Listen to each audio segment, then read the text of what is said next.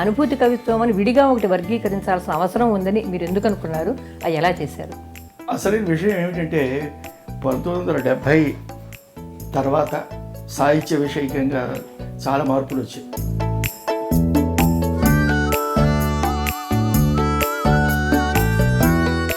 75లో emergency అనేది ప్రకటించారు.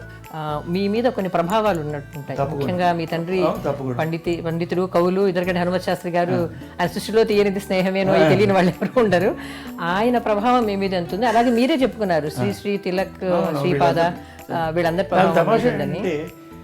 చాలా మంది నా జనరేషన్ సంబంధించి చాలా మంది రచయితలకి శ్రీశ్రీ ప్రభావం చాలా ఎక్కువ ఉంది. వయసులో పెరుగుతున్న సమయంలో నాకు చాలా దగ్గరగా వచ్చినటువంటి కవి, నేను ఎరిగిన మొట్టమొదటి నేను బాగా ప్రభావితున్న కవిత, బాగా సన్నిహితంగా 1960లో నేను ఆయనకు మసిలాను. కానీ అంతకుముందు మీ మీద ఉన్న ప్రభావం, మీ నాన్నగారి ప్రభావం చెప్పాలి. నా విషయం ఏంలే, మా నాన్నగారు అంటే ఎందుకంటే ఇవన్నీ రకరకాల ప్రభావాలు అయిట్లో ఉండేవి. మీ మొదటి రచన అంటే మీకు బాగా పేరు తెచ్చిన మొదటి రచన అంటే శిలామురళి కావ్యం గురించి. ముందు మీరు దానికి మేఘమల్హార్ అని, విభూతి భూషణ్ బందోపాధ్యాయ కదా, దాని ప్రభావం రాశానని చెప్పారు. ఆ తర్వాత రేడియోగా కూడా ఆ క్రమం చెప్పండి. ఏం జరిగిందంటే మీరు ఆశ్చర్యపోతారు.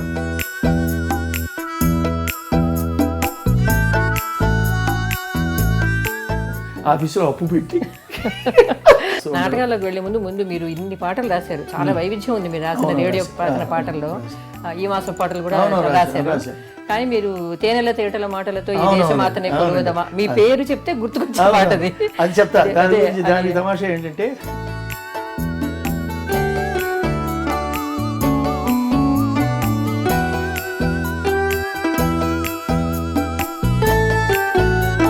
అప్పటికే 40 ఏళ్ళు పైన వయసు ఉండేదానికి. ఆయన వస్తూనే కొంచెం జబర్దస్త్ మనిషి అయింది. సరే రాత్రి అప్పుడు ఈ తేనెల తాటలు మాట్లాడు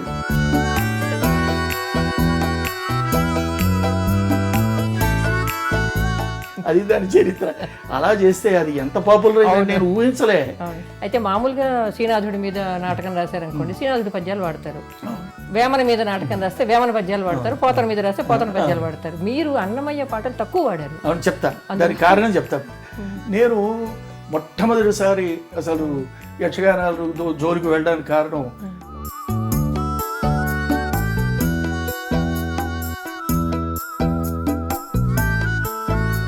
అప్పట్లో ఆవిడ కొన్ని యక్షగానాలు, ఆవిడకి కేరళ అనే ఒక సంస్థ ఉండేది. దాని తరఫున ఆవిడ స్టూడెంట్స్ని వాళ్ళని పెట్టి ఆవిడ చేస్తూ ఉండేవారు. ఓ రోజు నేను నా దగ్గరికి వచ్చి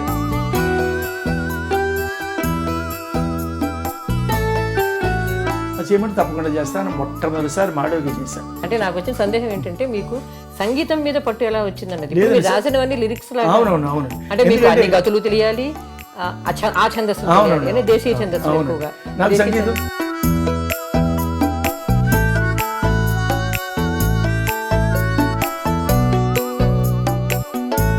వీడు పరిచయమే సంగీతం వల్ల. అంటే ఈ మధ్యలో మీరు సినిమాలను వదిలేయడానికి సినిమాలు మిమ్మల్ని వదిలేసాయా? మీరు సినిమాలు నేనే వదిలేసాను. మీరే వదిలేసారు. నాకు చాలా ఖచ్చితంగా మాట చెప్తాను.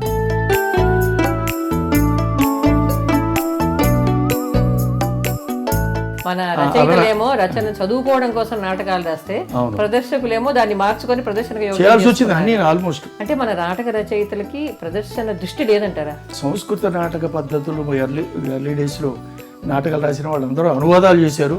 లేకపోతే మొట్టమొదటిసారి తెలుగు నాటకం రాశారని చెప్పబడేటటువంటి నాటక రచన పితామహ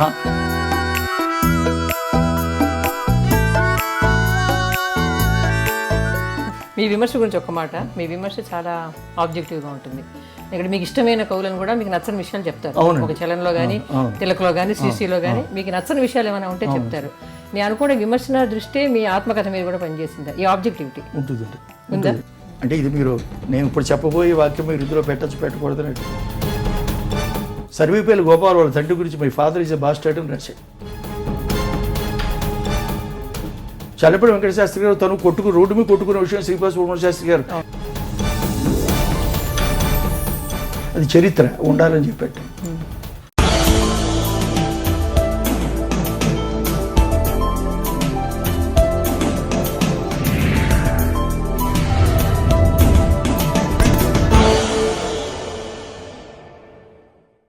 వేకువ లాంటిది జ్ఞాపకం, శ్రావణ మేఘం లాంటిది జ్ఞాపకం, తొడిమ లాంటిది జ్ఞాపకం, అగరువత్తు కొస ఎరుపు లాంటిది జ్ఞాపకం, మనసు తోటలో హరిచందనం లాంటిది జ్ఞాపకం, మహదాశీర్వచనం జ్ఞాపకం. జ్ఞాపకం తాలూకు అనుభూతిని ఇంత అద్భుతంగా కవిత్వీకరించడమే కాకుండా అనుభూతి కవిత్వాన్ని ఒక సిద్ధాంతంగా మార్చిన పండిత కవి ఇంద్రకంటి శ్రీకాంత శర్మ గారు. కవిత్వాన్ని ఎన్ని ప్రక్రియల్లో ఎన్ని రకాలుగా చెప్పవచ్చో అన్నీ ఆయన చెప్పారు. పద్యం, వచన కవిత, గేయం, పాట, సినిమా పాట, లలిత సంగీతం, యక్షగానం, ఇవే మాత్రమే కాదు వచన ప్రక్రియల్లో కూడా, అంటే నాటకం, నాటిక, నవల, కథ, విమర్శ, ఇలాగా సాహిత్యంలో ఎన్ని ప్రక్రియలు ఉంటాయో అన్నిటిలోనూ తనదైన ముద్ర వేసిన కవి పండితులు ఇంద్రకంటి శ్రీకాంత శర్మ గారు ఈనాటి అక్షరయాత్ర అతిథి. నమస్కారం శర్మ గారు. నమస్కారం. నేను అనడమే మీతో అనుభూతి కవిత్వం, నిజానికి మిమ్మల్ని ఏ వర్గంలోనూ పెట్టలేము, అన్ని ప్రక్రియల్లోనూ మీరు చేయి వేశారు కాబట్టి. అయితే సాహిత్య రంగంలో చూసినప్పుడు మీకు ఎక్కువ పొగడ్తలు కానీ విమర్శలు కానీ అన్నీ వచ్చింది అనుభూతి కవిత్వ సిద్ధాంతం వల్లనే వచ్చింది. అప్పటికే చాలా రకాల ఉద్యమాలు, ఉద్యమ కవిత్వాలు, సిద్ధాంతాలు ఉన్నాయి కదా. అనుభూతి కవిత్వం అని విడిగా ఒకటి వర్గీకరించాల్సిన అవసరం ఉందని మీరు ఎందుకు అనుకున్నారు? అది ఎలా చేశారు? దానికి ఏంటంటే అవసరం అనేది దాని అంతా అదే ఏర్పరచుకుంటుంది. అది ఏదో ప్రత్యేకమైనటువంటి ఒక సందర్భం అంటూ రాదు ప్రత్యేకంగా. అసలైన విషయం ఏమిటంటే 1970 తర్వాత సాహిత్య విషయకంగా చాలా మార్పులు వచ్చాయి. ముఖ్యంగా 1975 అనేది చాలా పెద్ద మార్పు సామాజికంగా, రాజకీయంగా. 75లో ఎమర్జెన్సీ అనేది ప్రకటించారు. అక్కడితో ఏమిటంటే 1875లో ఆంధ్ర రినైజాన్స్ పునరుజ్జీవనోద్యమం ప్రారంభమవుతే 1975లో దానికి ఒక విచిత్రమైన మలుపు తీసుకుని ఒక రకమైన రెజిమెంటేషన్ అంట అలాంటిది ప్రారంభమైంది. ఈ మధ్యకాలంలో అనేకమైనటువంటి ఉద్యమాలు వచ్చాయని సరే, ముఖ్యంగా దీని ఉద్యమం కొత్తలో అనుభూతి వాదం అని అన్నాం కానీ అది వాదం అనేటటువంటిది కరెక్ట్ అయినటువంటి మాట కాదు. తర్వాత నేనే కరెక్ట్ చేసుకున్నాను. చాలామంది భావకవిత్వం గురించి ఆక్షేపించినట్టు భావం లేని కవిత్వం ఉంటుందా, భావకవిత్వం ఏంటి అన్నట్టే అనుభూతి లేని కవిత్వం ఉంటుందా, ఉంటుంది. నేను ఇస్మాయిల్ గారు, తర్వాత శ్రీమన్నారాయణ లాంటి వాళ్ళు మొదట. మోహన్ ప్రసాద్ వేరే విధమైన కవిత్వం రాశాడు కానీ అతను అనుభూతికి సంబంధించిన కవిత్వ వ్యవహారంలోకి అతను కలుపుకోలేదు, ఇతరులు కూడా కలపడానికి ప్రయత్నించలేదు. మనం ఈ మధ్యన వస్తున్నటువంటి కావ్యాలు చదివితే చాలు, లేదా సాహిత్యం గురించినటువంటి సామాజిక దృక్పథం ఒకటి ఉంటే చాలు, అది సాహిత్యం అవుతుంది. తర్వాత పేదలకు సంబంధించినటువంటి సమస్యల్ని చిత్రీకరిస్తే చాలు, పరిష్కారాల సంగతి అట్టిపెట్టు. ఈ రకమైనటువంటి ధోరణుల్లో అనేక రచనలు మనకి కథలు రాసిన వాళ్ళు, అంటే పాత్రల్ని మీ మీ మీ చట్టాల్లోకి పట్టుకొచ్చి ఇరికించడం జరుగుతుంది. అంటే ఇప్పుడు రాజకీయ ఉద్యమ సాహిత్యాన్ని కొంచెం వ్యతిరేకిస్తూ దానికి స్పందనగా అనుభూతి ముఖ్యంగా కవిత్వం విషయంలో నేను నాకు అక్కడ ఖచ్చితంగా నేను విభాగం చేస్తా. వచన సాహిత్యాన్ని చూడాల్సిన తీరు వేరు, దాని సృజనకి కావాల్సిన మానసిక వ్యవస్థ వేరు, దానికి కావాల్సిన పరిశీలన సామర్థ్యం వేరు. కవిత్వం పూర్తిగా మానసికమైనటువంటి ప్రతిస్పందనకు సంబంధించినటువంటిది. నాకున్నటువంటి ఒక నమ్మకం ఏమిటంటే ప్రతిదానికి కలిపి కొట్టరా కావేయటం కానీ కవిత్వమే ప్రక్రియ కాదు. ఒక్కొక్క దానికి ఒక కార్మికుడికి అనేక రకాల పనులు చేయడానికి అనేక రకాల పరికరాలు ఉంటాయి. ఒక్కొక్కటి నాటకంగా చెప్పాలి, ఒక్కొక్కటి కథగా చెప్పాలి, ఒక్కొక్కటి విస్తృతంగా నవలగా చెప్పాలి, ఒక్కొక్కటి ఇవేమీ లేకుండా నేరుగా ఒక వ్యాస రూపంలో చెప్పాల్సిన సందర్భం. అయితే మీకు ఇవన్నీ అవగాహన అంతా కలగడానికి ముందు మీ మీద కొన్ని ప్రభావాలు ఉన్నట్టుంటాయి. ముఖ్యంగా మీ తండ్రి పండితుడు, కవులు ఇంద్రకంటి హనుమత్ శాస్త్రి గారు. ఆయన సృష్టిలో తీయనిది స్నేహమేనో తెలియని వాళ్ళు ఎవరు ఉండరు. ఆయన ప్రభావం మీ మీద ఎంత ఉంది? అలాగే మీరే చెప్పుకున్నారు శ్రీ తిలక్, శ్రీపాద, వీళ్ళందరి ప్రభావం. చాలా మంది నా జనరేషన్ సంబంధించి చాలా మంది రచయితలకి శ్రీశ్రీ ప్రభావం చాలా ఎక్కువ ఉంది, నాకు లేదు. నాకు చాలా, ఎందుకంటే నేను వయసులో పెరుగుతున్న సమయంలో నాకు చాలా దగ్గరగా వచ్చినటువంటి కవి, నేను ఎరిగిన మొట్టమొదటి నన్ను బాగా ప్రభావితమైన కవి దేవరకొండ బాలగంధర తిలక్ గారు. బాగా సన్నిహితంగా 1960లో నేను ఆయనకు మసిలాను. ఆయన చాలా విస్తృతమైనటువంటి చదువురి, చాలా బాగా చదివేవారు ఆయన. మంచి లైబ్రరీ అది సేకరించి అవన్నీ ఉండేవి. ఎక్కడికి వెళ్ళేవాడు కదా ఆయన అనారోగ్య కారణాల వల్ల. ఎప్పుడు ఓ మంచం మీద కూర్చుని చుట్టూరా పుస్తకాలు పెట్టుకుని చదువుతూ ఉండేవాడు. అయితే ఓ పక్కన పాండురంగ మహత్యం చదివేవాడు, ఇంకో పక్కని వర్జీనియా వూల్ఫ్ చదువుతూ ఉండేవాడు. తర్వాత ఇంకో చోట ఏదో ఆక్టావియా పాజ్ లాంటి వాడు చదువుతూ ఉండేవాడు. రకరకాలైనటువంటి సాహిత్య ప్రక్రియ చదువుతుంటాడు. ఒకసారి వాళ్ళ ఇంటికి వెళ్ళి కూర్చున్నప్పుడు ఆయన వరల్డ్స్ గ్రేటెస్ట్ షార్ట్ స్టోరీ సిరీస్లో ఫ్రెంచ్ కథల పుస్తకం నాకు ఇచ్చాడు, ఇంగ్లీష్ ట్రాన్స్లేషన్. నువ్వు కథలు చదవాలయ్యా, జీవితం అర్థం కావాలి. అలాగా ఆయన చాలా రొమాంటిసిజంని, ప్రోగ్రెసివ్ ట్రెండ్ని రెండింటి కలుగు నండు రామ్మోహన్ రావు గారు చాలా బాగా దాన్ని నిర్వచించారు. కృష్ణశాస్త్రి థీసిస్ అవుతే, శ్రీశ్రీ యాంటీ థీసిస్ అవుతే, తిలక్ సింథసిస్ అన్నాడు. చాలా బాగుంది. అది ఒక కోటబుల్ కోట్ అనే కాదు, అది ఒక సిద్ధాంతం. కరెక్ట్. ఆయనంత అద్భుతంగా ఆ కాల్పనికతకి ఈ అభ్యుదయానికి చేసిన బ్లెండ్ అది ఎవరి వల్ల సాధ్యంగా సోమసుందర్ ప్రయత్నం చేశాడు. కానీ సోమసుందర్ నేను నేరుగా ఈ వయసులో అబద్ధాలు ఆడాల్సిన అవసరం లేదు కనుక పేర్లతో సహా చెప్తున్నాను. సోమసుందర్ ప్రయత్నం చేశాడు కొంతవరకు, సోమసుందర్ వరకు కాలే. కానీ అంతకుముందు మీ మీద ఉన్న ప్రభావం, మీ నాన్నగారి ప్రభావం చెప్పాలి. నా విషయం ఏంటంటే ఏం లే, మా నాన్నగారు అంటే లేదా మా నాన్నగారి ప్రభావం లేదు చెప్తాను. ఎందుకంటే మా నాన్నగారు సరే సంస్కృతం బాగా చదువుకోవడం, తెలుగులో ఆయన ప్రోగ్రెసివ్ రైటర్స్ మూమెంటు, భావకోల ఉద్యమం, తర్వాత దాని పేరు ఏంటి మన మత సంబంధమైన వాటిలో బ్రహ్మ సమాజానికి సంబంధించిన ఇవన్నీ రకరకాల ప్రభావాలు ఆయనలో ఉండేవి. ఆయన విచిత్రమైన కల్నేత లాంటి మనిషి. ఆయనకి ట్రెడిషన్ మీద చాలా గౌరవం ఉండేది. వాటిని ధన్యవాదాలు పారేయాలని కూడా కోరికోటి ఉండేది. ఈ రెండు మొదటి 30 ఏళ్ళు ఒకలాగా, తర్వాత 30 ఏళ్ళు ఒకలాగా జీవించారు ఆయన. కన్యాకుమారిలో నీరు రంగులు కరెక్ట్గా కనిపించినట్టుగా ఆ రంగుల తేడా ఆయనలో కనిపించింది. అయితే ఆయన చిట్ట చివరి వరకు కూడా చేదస్తలు రాకుండా జీవించినటువంటి వ్యక్తి. ఖచ్చితంగా ఇవాళ స్మైల్ వల అనే కథ రాస్తే చాలా గొప్పగా రాశాడు ఏ కథని అన్న సందర్భం. ఓ గొప్ప పోయం చేస్తే ఎంత కుర్రాడైనా సరే చాలా బాగా రాశాడు అయ్యేదని. అంచేత ఆ ఫ్రెష్నెస్ ఆయనలో పాలే. చిన్నప్పటి నుంచి నాకు ఆయన రచనల్లో ఆయన కథలు చాలా ఇష్టం. పద్యాల్లో ఎర్లీ పోయమ్స్ చాలా, ఆయన భావకవిత్వ ఉద్యమంలో ఉండగా రాసిన ఖండికలు చాలా గొప్ప ఖండికలు రాశారు ఆయన. సరే తర్వాత ఆయనలో మార్పు వచ్చింది. నియో క్లాసిసిస్ట్ అన్నారు. ఈ క్లాసిసిజంకి అంటే క్లాసిఫికేషన్కి దానికి ఏముంది కానీ ఆయన ఒక 3 జనరేషన్స్ చూసి 3 జనరేషన్స్ వల్ల ఒక సదవగాహనతో జీవించినటువంటి వ్యక్తిగా నాకు ఆయన మీద చాలా గౌరవం.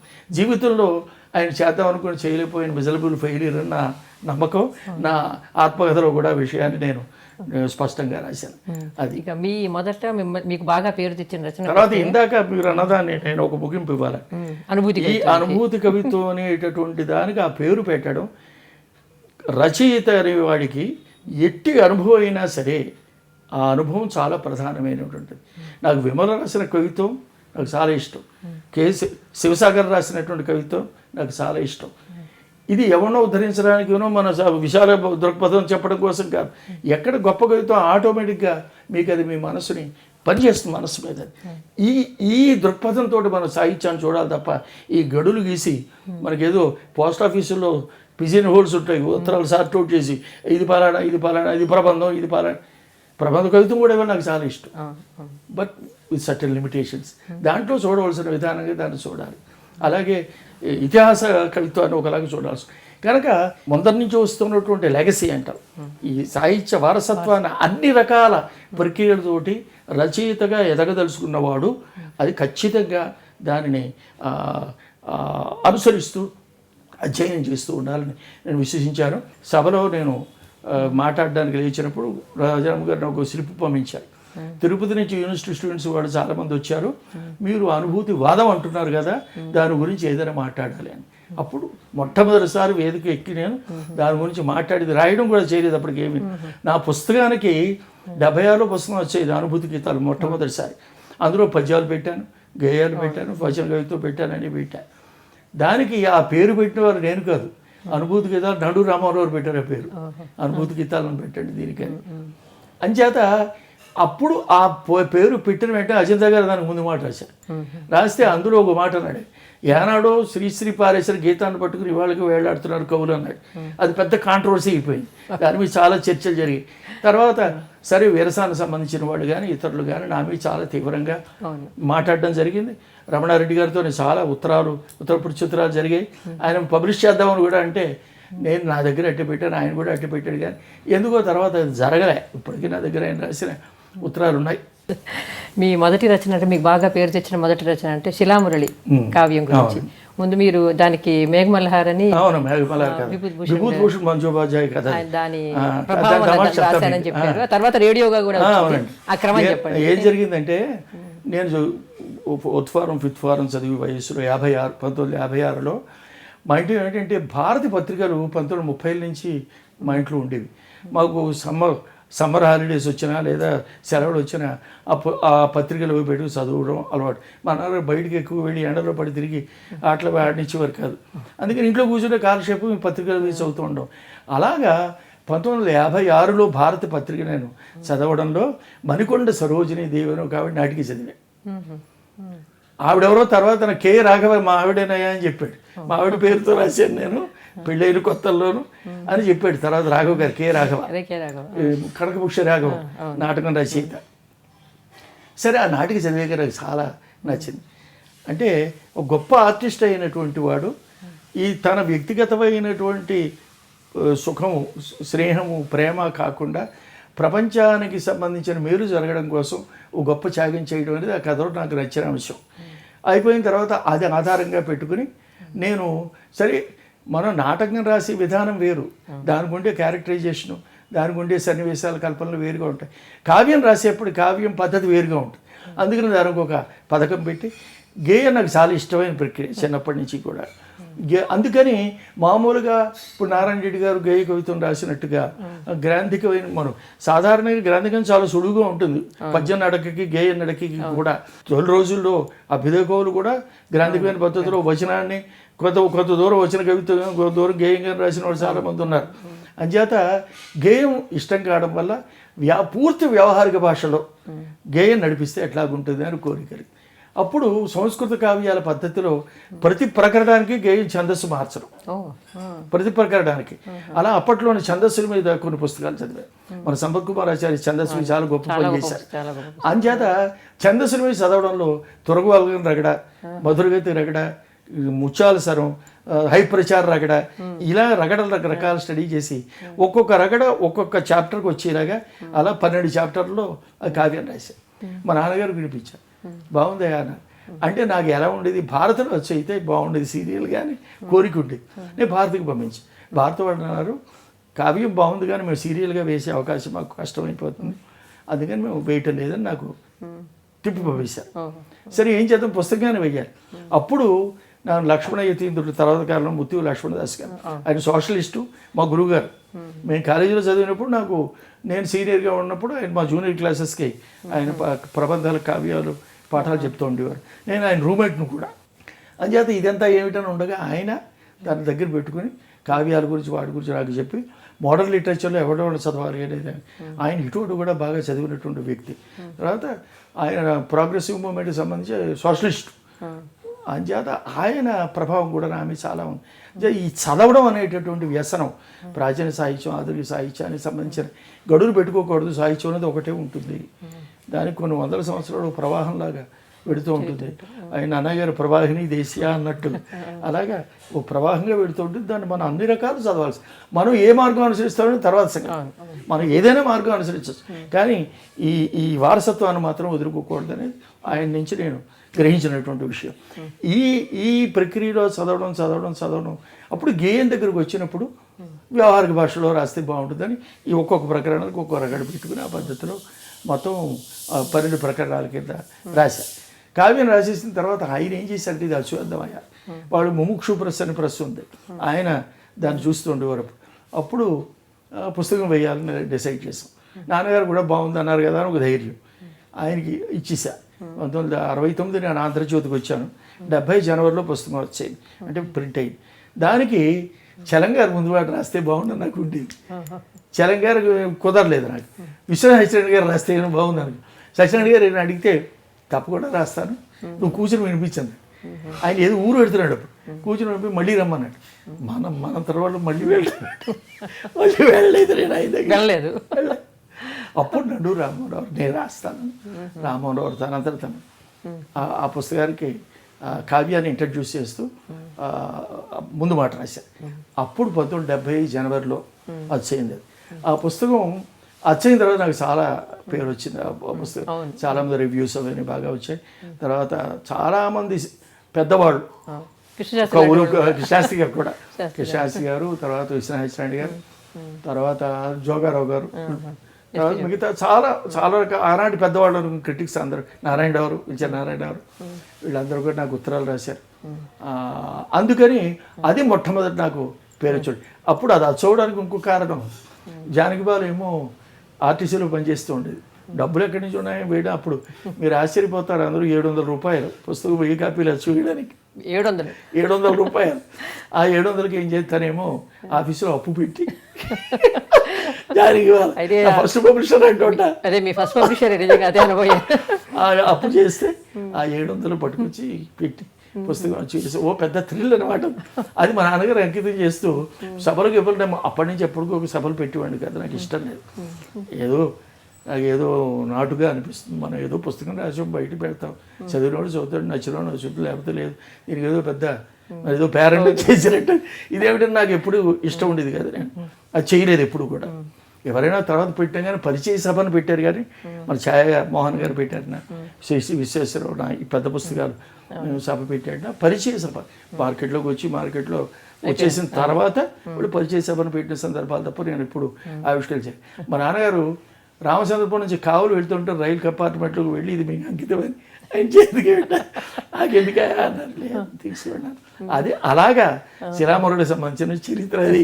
తర్వాత పురాణం గారు మేము నా మొదటి పుస్తకం అని ఒక ఫీచర్ ఆంధ్రజ్యోతిలో చేసేవాళ్ళు.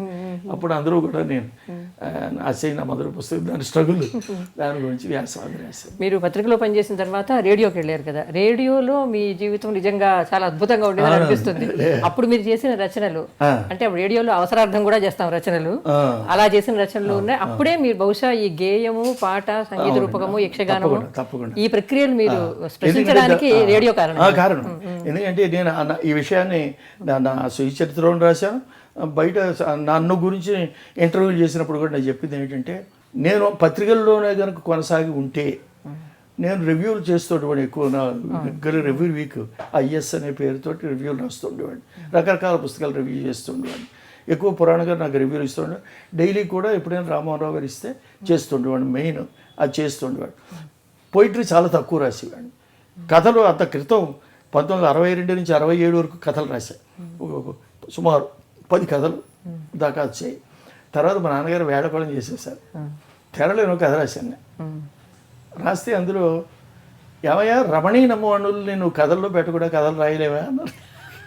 నిజంగానే మీ కథల్లో నవలల్లో ఒక్క తూర్పు వాళ్ళని తప్ప మిగిలిన వాటిలన్నింటిలోనూ కూడా స్త్రీలు చాలా వస్తారు.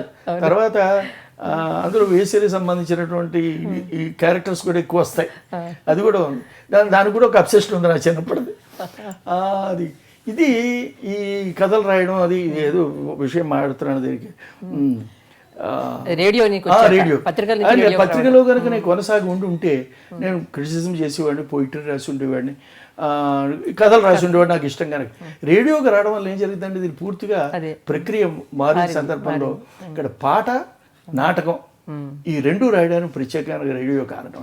ఎందుకంటే అప్పట్లో చాలా పెద్ద ఆర్టిస్టులు వాళ్ళు చేస్తే బాగుండు నాటకాలు అనిపించి నేను ఎప్పటికప్పుడు రాస్తూ. నాటకాలకు వెళ్లే ముందు మీరు ఇన్ని పాటలు రాశారు, చాలా వైవిధ్యం ఉంది మీరు రాసిన రేడియో రాసిన పాటల్లో. ఈ మాసం పాటలు కూడా రాశారు. కానీ మీరు తేనెల తేటల మాటలతో ఈ దేశమాతనే కొలువదమా, మీ పేరు చెప్తే గుర్తుకొచ్చే పాట అది చెప్తా. దాని తమాషా ఏంటంటే ఎంఎస్ శ్రీరామ్ అని ఏమన్ శంకర శాస్త్రి గారు బెంగళూరు ఆయన మద్రాసులో కొన్నాళ్ళు సినిమా రంగంలో ఉండి సినిమాలు విడిచిపెట్టేసి ప్రోగ్రామ్ ఎగ్జిక్యూటివ్గా యూపీఎస్సీలో సెలెక్ట్ అయ్యి విజయవాడకు వచ్చారు. అప్పటికే 40 ఏళ్ళు పైన వయసు ఉండేది ఆయనకి. ఆయన వస్తూనే కొంచెం జబర్దస్త్ మనిషి ఆయన వస్తూనే మనకి రేడియోలో ఆర్కెస్ట్రా మెయింటైన్ చేసి పద్ధతిని పూర్తిగా మార్చేసాడు ఆయన. రేడియో ఆర్టిస్టులు కాకుండా బయట నుంచి ఆర్టిస్ట్ని పట్టుకొచ్చి ఆర్కెస్ట్రాను విస్తృతంగా పెట్టడం. తర్వాత అంత క్రితం రేడియో పాటలు ఎలా ఉండేవంటే పల్లవి ఉన్నటువంటి పల్లవినే ఇంటర్లూడ్గా వాడేస్తుండేవారు. అలాగే ఇంటర్లూడ్ వేరే కంపోజ్ చేసి పాటకి మన చరణానికి పల్లవికి మధ్యలో ఉండే ఇవన్నీ ఇంట్రడ్యూస్ చేసినాయి. ఇవి చేస్తున్న ప్రక్రియలో ఆయన రోజున వచ్చి మాకు 10,000 రూపాయలు ఆ రోజులో చాలా ఘనం. 77-78లో 10,000 ఎక్స్ట్రా ఫండ్ తెప్పించి డైరెక్టరేట్ నుంచి ఓ పెద్ద జాతరలాగా పెట్టేశాడు రికార్డింగ్. అది కూడా విజయవాడ మీకు గుర్తుంటే విజయవాడ పాత స్టూడియోలో ఒక ఓపెన్ ఎయిర్ ఆడిటోరియం ఉండేది, ఒక షెడ్ లాగా. అందులో మొత్తం ఆర్టిస్టులు అందరినీ పెట్టేసి అక్కడి నుంచి మా రికార్డింగ్ రూమ్ కనెక్ట్ చేసి చాలా పెద్ద ఎత్తున ప్రోగ్రామ్స్ చేసి చాలా పాటలు అవి స్టాక్ చేసి మనం బ్రాడ్కాస్ట్ చేయాలని చేసి అప్పుడు ఓ రోజు సాయంకాలం ఆయన నా దగ్గరికి వచ్చి శ్రీకాంత్ ఓ పని చేయాలి, నాకు నేను 2 ట్యూన్స్ ఇస్తాను నీకు, ఆ 2 ట్యూన్స్కి 2 పాటలు రాసి ఇవ్వాలి, రేపు రికార్డింగ్ రాత్రికి నాకు కావాలి అంటే నేను జానకి కూడా ఉంది అప్పుడు ఆ పాట టీంలో. సరే రాత్రి అప్పుడు ఈ తేనెల తాటల మాటలు ట్యూన్కి ముందు పాట రాసి ఆ 2వ పాట నేను వస్తూ తీసుకొస్తానని చెప్పి వీడికి ఇస్తే రిహార్సల్కి వెళ్తే పాట పట్టుకెళ్ళి అది దాని చరిత్ర. అలా చేస్తే అది ఎంత పాపులర్ అయింది నేను ఊహించలే. మా నాన్నగారు మాట చెప్పేవారు, మనం చాలా గొప్పగా రాసామని అనుకుంటాం కానీ అవి ఎవరి దృష్టికి వెళ్ళవు. సరే మనం చాలా క్యాజువల్గా రాసాము అనుకున్నది ఎంతో విపరీతంగా పేరుస్తుంది. తన గురించే చెప్పారు. సృష్టిలో శ్రేయమైన ఈ పాటని నేను ఒక హేమమాలిని నాటకం రాశాను మద్రాసుకి, అందులో పాటకి రాశాను నేను. దాని తర్వాత హెచ్ఎంవి వాళ్ళు కాంపిటీషన్ పెట్టినప్పుడు నేను దాన్ని పంపిస్తే నాకు గోల్డ్ మెడల్ ఇచ్చారు. బాల సరస్వతి పాడింది. మొట్టమొదటిసారిగా ఆయన సంగీత దర్శకుడిగా పెంజాల నాగేశ్వరరావు దాన్ని కంపోజ్ చేశాడు. అలాగే విపరీతమైన పేరు వచ్చిందని ఆచరణ జానకిరామ్ గారు దాని మీద మ్యూజిక్స్ అంచేత మనం ఎంతో బాగా చేసామని అనుకుని ఒక్కోసారి చాలా గొప్పగా ఉంది అనుకునేది ఎవరికి పట్టకపోవచ్చు, మనం క్యాజువల్గా చేసా. ఇది నేను క్యాజువల్గా ఒక ట్యూన్కి రాసినటువంటి పాట ఇది. అంచేత అది చాలామందికి ఎందుకు నచ్చింది అది. తర్వాత నేషనల్ ఆర్కెస్ట్రా నేషనల్ ప్రోగ్రాంలో కూడా కమ్యూనిటీ సింగింగ్ అని ఉంటుంది రేడియోలో. ఇండియాలో ఉన్న అన్ని లాంగ్వేజెస్ నుంచి చేస్తారు, అందరూ సెలెక్ట్ చేశారు. తర్వాత శ్రీరామయ్య మద్రాసు దూరదర్శన్ నుంచి బాలసుబ్రహ్మణ్యం శైలజ చేత పాడించి మళ్ళీ నేషనల్ హుకప్లో అది బ్రాడ్కాస్ట్ చేశాడు. అలా చాలా నాకు పేరు వచ్చినటువంటి పాటల్లో అదొకటి. తర్వాత అంతగానో ఇంకో పేరు వచ్చిన పాట ఏంటంటే మన ఏల్చూరు విజయరావు గారు బాంబే నుంచి విజయవాడలో ఒక కాన్సర్ట్కి వచ్చారు. వేణు విద్వాంసుడు, చాలా ప్రపంచ ప్రసిద్ధ అయిన విద్వాంసుడు. ఇప్పుడు మా పి శ్రీనివాసన్ గారని స్టేషన్ డైరెక్టర్, ఆయన నన్ను పిలిచి ఆయన వస్తున్నారు, గోపాలరత్నం పాడుతుంది, నాకు మంచి పాట ఒకటి చేసి ఇవ్వాలి.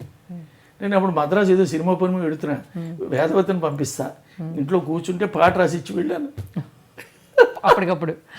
అప్పుడు రాత్రి 10ంటికి ట్రైన్, నాకు సాయంకాలం కూర్చుని 7-8 మధ్యలో పాట రాసి వేదవతికి ఇస్తే ఆవిడ పట్టుకెళ్ళిపోయింది.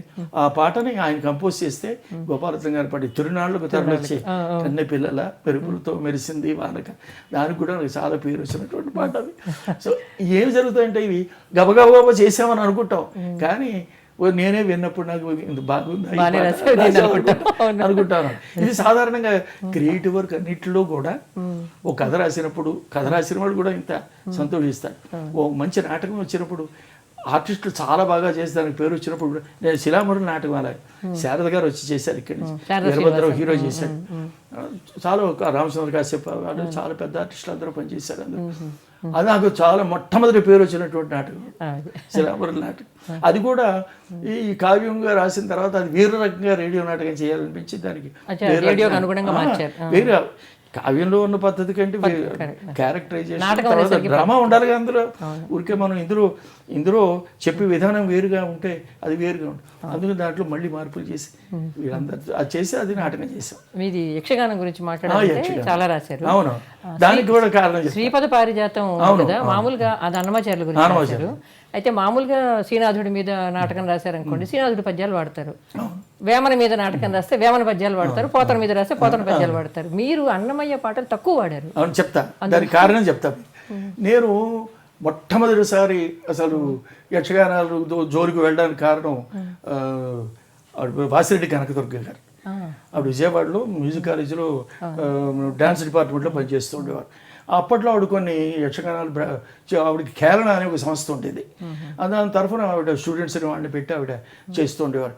ఓ రోజు నా దగ్గరికి వచ్చి ఏమండి మాళవిక నాకు యక్షగానం చేసి పెట్టాలి, మాళవిక అగ్నిమిత్రులు మాళవిక అది చేయమంటే తప్పకుండా చేస్తాను. మొట్టమొదటిసారి మాళవిక చేశాను. మాళవిక చేస్తే వాడు తర్వాత ఆవిడ ప్రదర్శించారు లేదు నాకు ఐడియా లేదు. ఆవిడ తర్వాత హైదరాబాద్ షిఫ్ట్ అయిపోయారు మ్యూజిక్ కాలేజీ ప్రిన్సిపాల్గా. అది మొట్టమొదట చేశాను. తర్వాత అది చాలా పెద్ద ఎత్తున ఆవిడ ప్రదర్శన చేయడానికి ప్లాన్ చేశారు లేదో మాత్రం నాకు ఐడియా లేదు. అది మొట్టమొదట. తర్వాత రెండోసారి ఏం జరిగిందంటే ఈ ఊళ్ళో సరళకుమార్ అని ఒక ఆవిడ ఉన్నారు. ఆవిడ 24 గంటల సరళకుమార్ అని ఇవ్వరు. 24 గంటల సేపు ఆవిడ రికార్డు కూచిపూడి యక్షగానాలు చేశారు. కూచిపూడి నృత్యంలో ప్రత్యేకత ఆవిడది. ఆవిడ ఒకసారి నా దగ్గరికి వచ్చి నాకు ఆదిశంకరాచార్య ఏదో ఒక 800 ఉత్సవాలు ఏవో జరిగాయి అప్పుడు దేశంలో, నేను ప్రదర్శిద్దాం అనుకుంటున్నాను, మీరు రాయాలంటే ఆవిడ కోసం అప్పుడు రాశారు. తర్వాత నేను అజంతా ఎల్లోరా గుహలకు వచ్చాక దాని మీద ఒక ఐడియా నాకు వచ్చింది. నేను రాద్దాం అనుకుంటే నేను చేస్తాను దాన్ని నాకు ఏమని ఆవిడ అడిగారు. ఇప్పుడు చిత్రశాలని ఒక్కొక్క పెయింటింగ్లో కొన్ని గ్రూప్ ఆఫ్ క్యారెక్టర్స్ ఒక బ్యాక్గ్రౌండ్ ఉంటుంది. అది ఆ పెయింటింగ్ తాలూకు స్లైడ్ వేసిన తర్వాత అది యానిమేట్ అవుతుంది. అవి ఆర్టిస్టులు చేస్తారు. దానికి సంబంధించిన కథ నెరేట్ చేస్తాడు. ఇలా ఒక టెక్నిక్ తయారు చేసి అది ఆవిడకి చేసి పెట్టారు. అది మూడోది, నేను రాసిన వాటిలో మూడోది. ఇవన్నీ అయిపోయాక నేను ఆంధ్రప్రభ వీక్లీ ఎడిటర్గా ఉన్న రోజుల్లో ఓ రోజున హఠాత్తుగా నా చాంబర్ తలుపు తీసుకుని వెంపటి చిన్న సచిన్ కూర్చొని ఏమి మహానుభావ మీరు వచ్చారు? లేదు, నాకు పని మీద వచ్చాను, నాకు అన్నమాచార్య మీద మీరు చేసి పెట్టాలి అని ఓ మాట మాట్లాడారు. భుజంగేశ్వర గారు మాట్లాడుతూ యక్షగానం మళ్ళీ చేయాలంటే శ్రీకాశనం చేస్తే బాగుంటుందని ఒకప్పుడు నాతో అన్నారు. మీరు చేయాలని ప్రత్యేక కోరడానికి వచ్చాను నేను. అయ్యో తప్పకుండా చేస్తాను, ఒక్క షరతు ఉందన్నాడు. అన్నమాచార్య అనగానే చాలా మంది అన్నమాచార్య కీర్తనలు పెట్టి చేస్తారు. అన్నమాచార్య కీర్తనలు పెట్టకుండా నెరేటివ్ అంతా కూడా మీ సంబంధించిన గేయ రచనలతో ఉంటూ అతను డైరెక్ట్గా అన్నమాచార్యులు వాచా మాట్లాడాల్సిన సందర్భాలు వచ్చినప్పుడు మాత్రమే ఆయన కీర్తనలు ఉపయోగించి మీరు చేసి పెట్టాలి. అది కండిషన్ పెట్టారు. అప్పుడు నేను ఒక వెర్షన్ స్క్రిప్ట్ రాశాక మద్రాసు వాళ్ళ అకాడమీలో కూర్చుంటే సంగీతరావు గారు నేను ఈయన ముగ్గురు కూర్చుంటే అప్పుడు కొన్ని మార్పులు చేసుకుంటూ కొన్ని కొత్తగా ఏం జరుగుతుందంటే ఇప్పుడు నాటకం ఒకటి, యక్షగానం ఒకటి, మ్యూజికల్ ఫీచర్స్ జనరల్గా మనం రాసేసిన తర్వాత మ్యూజిక్ డైరెక్టర్ తోటి ప్రొడ్యూసర్తో కూర్చుంటే కొన్ని మనకి ఈ లింకులు ఉంటాయి మధ్యలో. ఇక్కడ ఏదో వచనం ఉంటే బాగుంటుంది, లేకపోతే ఒక ద్విపద లాంటిది బాగుంటుంది, ఒక పద్యం పెడితే బాగుంటుంది, ఇలా రకరకాల ఆలోచనలు వస్తాయి. ఒకసారి రికార్డింగ్ జరుగుతుండో కూడా ఇక్కడ కూడా పెడితే బాగుండు అనిపిస్తుంది. ఇలాంటివన్నీ కూడా ఒక 2 రోజులు డిస్కస్ చేసి ఇప్పుడు ఫైనలైజ్ చేసి కంపోజింగ్ కూడా పిలిచారండి ప్రత్యేకంగా. సంగీతరావు కూర్చొని ప్రతి పద్యానికి ప్రతి పాటకి చేసి అలాగే 3 days 4 days అక్కడ ఉండి చేశారు. అది చాలా బాగా సక్సెస్ అయింది. ఆయన అమెరికాలో ప్రదర్శనల కోసమే ఒక 40 సిటీలు అంతా తిరిగి ఆయన ప్రదర్శనలు చేశారు. ఇండియాలో కూడా చేశారు. అది అయిపోయిన వెంటనే నాకు దాని పేరు ఏంటి మన కిరాతార్జునీయం కూడా చేసి పెట్టాలి. అప్పుడు రెండవది కిరాతార్జునీయం ఆయనకే చెయ్యి. ఇది పూర్తయినప్పుడు మళ్ళీ కబురు చేసి నాకు నేను కిరాతార్జునీయం చేస్తున్నాను, మీరు నాకు చేసి పెట్టాలి. ఆ 2 చేశాక సరే వాళ్ళ అబ్బాయి రవిశంకర్ ఈ మధ్య చనిపోయాడు. అతను అడిగితే లీలా గణపతి తాళం అనే ఒక ప్రక్రియ ఉంది. గణపతి తాళం అంటారు డాన్స్లో. ఉత్తి గణపతి తాళం ప్రదర్శించడం కంటే రేరుగా ఉండి గణపతికి సంబంధించిన కథ ఏదైనా ఉంటే చూడండి అంటే అప్పుడు నేను వేరే రిఫర్ చేసినప్పుడు వేరే ఒక కథ ఒకటి ఉంటే తీసుకుని లీలా గణపతి అని ఆయన కూడా చేశాను. అంటే వాళ్ళ అబ్బాయికి రేడియోలో సంగీతానికి సంబంధించి ఇన్ని ప్రక్రియలు చేశారు కదా. నేను బయట రంగస్థలం మీద చేసినటువంటి యక్షగానాలు ఇవి చేశాక మళ్ళీ నాకు అమెరికాలో ఇది అయిపోయిన తర్వాత దానికి వస్తా రేడియో రూపకాలకి వాటికి. ఇది అయిపోయిన తర్వాత నాకు డాక్టర్ పేరు శశికళ, పెనుమర్తి శశికళ, ఆవిడ అట్లాంటాలో ఒక కూచిపూడి అకాడమీ పెట్టింది. అండ్ చాలామంది ట్రైన్ చేసి ఓసారి నేను పెమరాజు వేణుగోపాలరావు ఇంట్లో ఉండగా ఆవిడ వచ్చి అక్కడ మీట్ అయ్యి, అయ్యా ఇక్కడ నెట్కరాకర్ అని చాలా పాపులర్ మ్యూజికల్ ఒకటి ఉంది, ప్రతి సంవత్సరం డిసెంబర్లో ఆడతారు దాన్ని, ఇక్కడ నేను మా అమెరికా మిత్రులతో వాళ్ళతోటిను ఈ పద్ధతిలో దీన్ని నేను కూచిపూడికి అడాప్ట్ చేస్తానని నేను చెప్తున్నాను, మీరు చేసి పెట్టాలి అది. అప్పుడు నేను చెప్పాను, ఏమంటే వెస్ట్రన్ బ్యాక్గ్రౌండ్ తోటి ఉండే పద్ధతి, వాళ్ళు పాడే విధానాలు అవి వేరుగా ఉంటాయి, కూచిపూడి పద్ధతులు వేరేగా ఉంటాయి, అదొకసారి ఆ ఒరిజినల్ నేను చూడాలి. అప్పుడు పాపం అన్నీ నాకు పంపించి ఆవిడ న్యూయార్క్ వాళ్ళు ఆడేవారు అది టేపులు అవి పంపించేవారు. అప్పుడు చూసాను అది మనం ఇక్కడ చేస్తే ఎలా ఉంటుంది అని దాన్ని మార్పులు చేసి వాళ్ళకి దానికి సీరీ కార్డర్ వేసి పంపిస్తే, వేణుగోపాలరావు గారు మంచి కొరియోగ్రాఫర్, ఆయన ఇష్టం ఆయనకి, నువ్వు డ్యాన్స్కి ఆవిడకి చాలా అడ్వైజర్. పెరుమర్తి మీకు వేణుగోపాలరావు పేరు ఉంటారు, ప్రొఫెసర్ ఎవరి యూనివర్సిటీ ప్రొఫెసర్ అయినా చాలా మల్టీ ఫ్యాసిటెడ్ ఇంట్రెస్ట్ ఉన్నటువంటి వ్యక్తి ఆయన మొత్తం అంతా ఈ సీరీ కార్డర్ అవన్నీ వేసి దాన్ని ఫైల్ వేసేసిన తర్వాత అప్పుడు దాన్ని నేను అడాప్ట్ చేసి వాళ్ళకి ఇస్తే వాళ్ళు అక్కడ ప్రదర్శన చేశాను. అయిపోయాక మళ్ళీ ఆవిడ ఈ పిట్స్బర్గ్ వెంకటేశ్వర స్వామి ఆలయం వాళ్ళు ఈ ఆండాళ్ళ కళ్యాణం చేయమని అడుగుతారు. ఈ ఆండాళ్ళ కళ్యాణం కూడా చేశారైనా మళ్ళీ ఏం చేస్తాం దాన్ని, మీరు మీ పద్ధతిలో చేయండి. మళ్ళీ దానికి సీరీ కార్డర్ వేసి ఆండాళ్ళ కళ్యాణం చేశాను, ఆవిడకి రెడీ చేసి. ఇలా ఉండగా డివి నసరాజు గారు రోజు ఫోన్ చేసి నాకు, ఏమండి లాస్ ఏంజల్స్లో శారదా అకాడమీ అనే మ్యూజికల్ ఒక ఆర్గనైజేషన్ ఉంది, ఆ అమ్మాయి జాస్తి ఏదో పేరు మర్చిపోయాను, ఆవిడ ప్రొడ్యూస్ చేస్తానంటుంది, మీరు చేయాలండి. ఏమిటన్నా తిరుమలకు సంబంధించిందని. ఏమండి శ్రీనివాస్ కళ్యాణం కృష్ణాస్తి గారు రాశాడు, భుజంగరాజు గారు అద్భుతంగా రాశాడు, కాటూరు వెంకటేశ్వరరావు గారు అద్భుతంగా రాశాడు, మళ్ళీ శ్రీనివాస్ కళ్యాణం ఆకాశరాజు కదా ఏం రాస్తాడు కొత్త కథ, వాళ్ళు అంత బాగా రాసిన తర్వాత కాదు అది కాని విధంగా ఏదైనా మీరు ట్రై చేసి చెప్పండి, నాకు మీరు చెయ్యాలి, మీరు ఈడే చేయాలి తప్పకుండా. నేను చెప్పలేనండి, వారం రోజులు టైం ఇస్తాను ఆలోచించడం. అప్పుడు ఆనందమూర్తి గారు తిరుపతి పరిశోధనలు తీసుకొచ్చి తిరుమల వైభవం అని రాస్తాను. తిరుపతి ఆ కథ ఒకటి పార్ట్గా చిన్నదిగా వస్తుంది, కల్పనకు సంబంధించి కొత్త కల్పన కూడా ఉంటుంది, ప్లస్ హిస్టారికల్గా అది ఎలా డెవలప్ అయింది, రామాచార్య వారి మేనమావ దగ్గర పరమావత రకరకాలు, ఇదంతా వచ్చేలాగా ఫ్లాట్ డాక్యుమెంటరీలా కాకుండా దాని కథలు వస్తువులా ఉండేలా పెడతాను. అదొకటి చేసి పెట్టాను ఆవిడకి. ఇవన్నీ రంగస్థలానికి చేయడం అనేది వాసిరెడ్డి కనకదుర్గ గారు ప్రారంభమైతే మన ఈ పెరుమర్తి శశికళ నేను మళ్ళీ తర్వాత ఇంకెవరికి రాయలే అంచేత అది నేను రంగస్థలానికి రాసినటువంటి వేపరసిన చర్చ గారు వీళ్ళు చాలా బాగా ప్రొడ్యూస్ చేశారు వాళ్ళు. అది రేడియోకి సందర్భం వచ్చేప్పటికి ఏం జరిగింది, రేడియో రూపకాల్లో నేను రజనీకాంతరావు గారు రూపక విధానం నేను అనుసరించాను. సాధారణంగా రేడియోలో అంత క్రితం బ్రాడ్కాస్ట్ చేసినవి అంటే 1940s 30s చేసినవి ఏంటంటే కూచిపూడి భాగవతులు పిలిచి వాళ్ళ చేత రికార్డ్ చేయించి అది ఎడిట్ చేసి దాన్ని ప్రసారం చేస్తున్నారు. మా విజయవాడ రేడియో కేంద్రంలో 1 hour టేప్స్ ఉండేవి, 1 hour పెద్ద స్పూల్స్, ఆ టేప్స్ మీద రికార్డ్ చేసి పెట్టారు కూచిపూడి నుంచి పిలిచినటువంటి వాళ్ళు, అవన్నీ అవి చేస్తుండేవారు. తర్వాత మామూలుగా ఏదైనా ఈ రేడియోకి అనుగుణమైనటువంటి ఈ దేశభక్తికి సంబంధించినవి ఇతరత్ర అకేషనల్గా చేసి ప్రోగ్రాంలు కూడా ఓలేటి గారు మలిక్ గారు వీళ్ళంతా చేస్తుండేవారు. దానికి ఒక పద్ధతి, 5-6 పాటలు, 2 వాయిస్ ఏ వాయిస్ బి వాళ్ళు మాట్లాడడం, ఈ పాటలతో చేయడం, ఈ పద్ధతిలో ఉంది. అప్పుడు మొట్టమొదటిసారి నేను రేడియోకి రాసినటువంటి రూపకం చైతన్య లహరి అని ఓలేటి గారు కంపోజ్ చేశారు. ఓలేటి గారు కంపోజ్ చేస్తే దానికి ఏమిటి ఎమర్జెన్సీ టైం అది. నేను 2 నియమాలు పెట్టుకున్నా, దేశభక్తిగా ఏం రాయను, తర్వాత డెవలప్మెంటల్ ప్రోగ్రామ్స్ నేనేమి రాయను. కానీ మీరు ఆల్ ఇండియా రేడియోలో పనిచేస్తున్నప్పుడు ఎమర్జెన్సీలో చాలా సంక్లిష్టమైన చెప్తున్నా, నేను రాయను అని ప్రతిజ్ఞ నాకు, నేను చేయను. రాసిన ఒకే ఒక్క దేశభక్తిగా ఏంటంటే తేలిక మాట్లాడుతూ ఏమండి. తర్వాత నేను డెవలప్మెంటల్ యాక్టివిటీస్కి వేటికి రాయలే.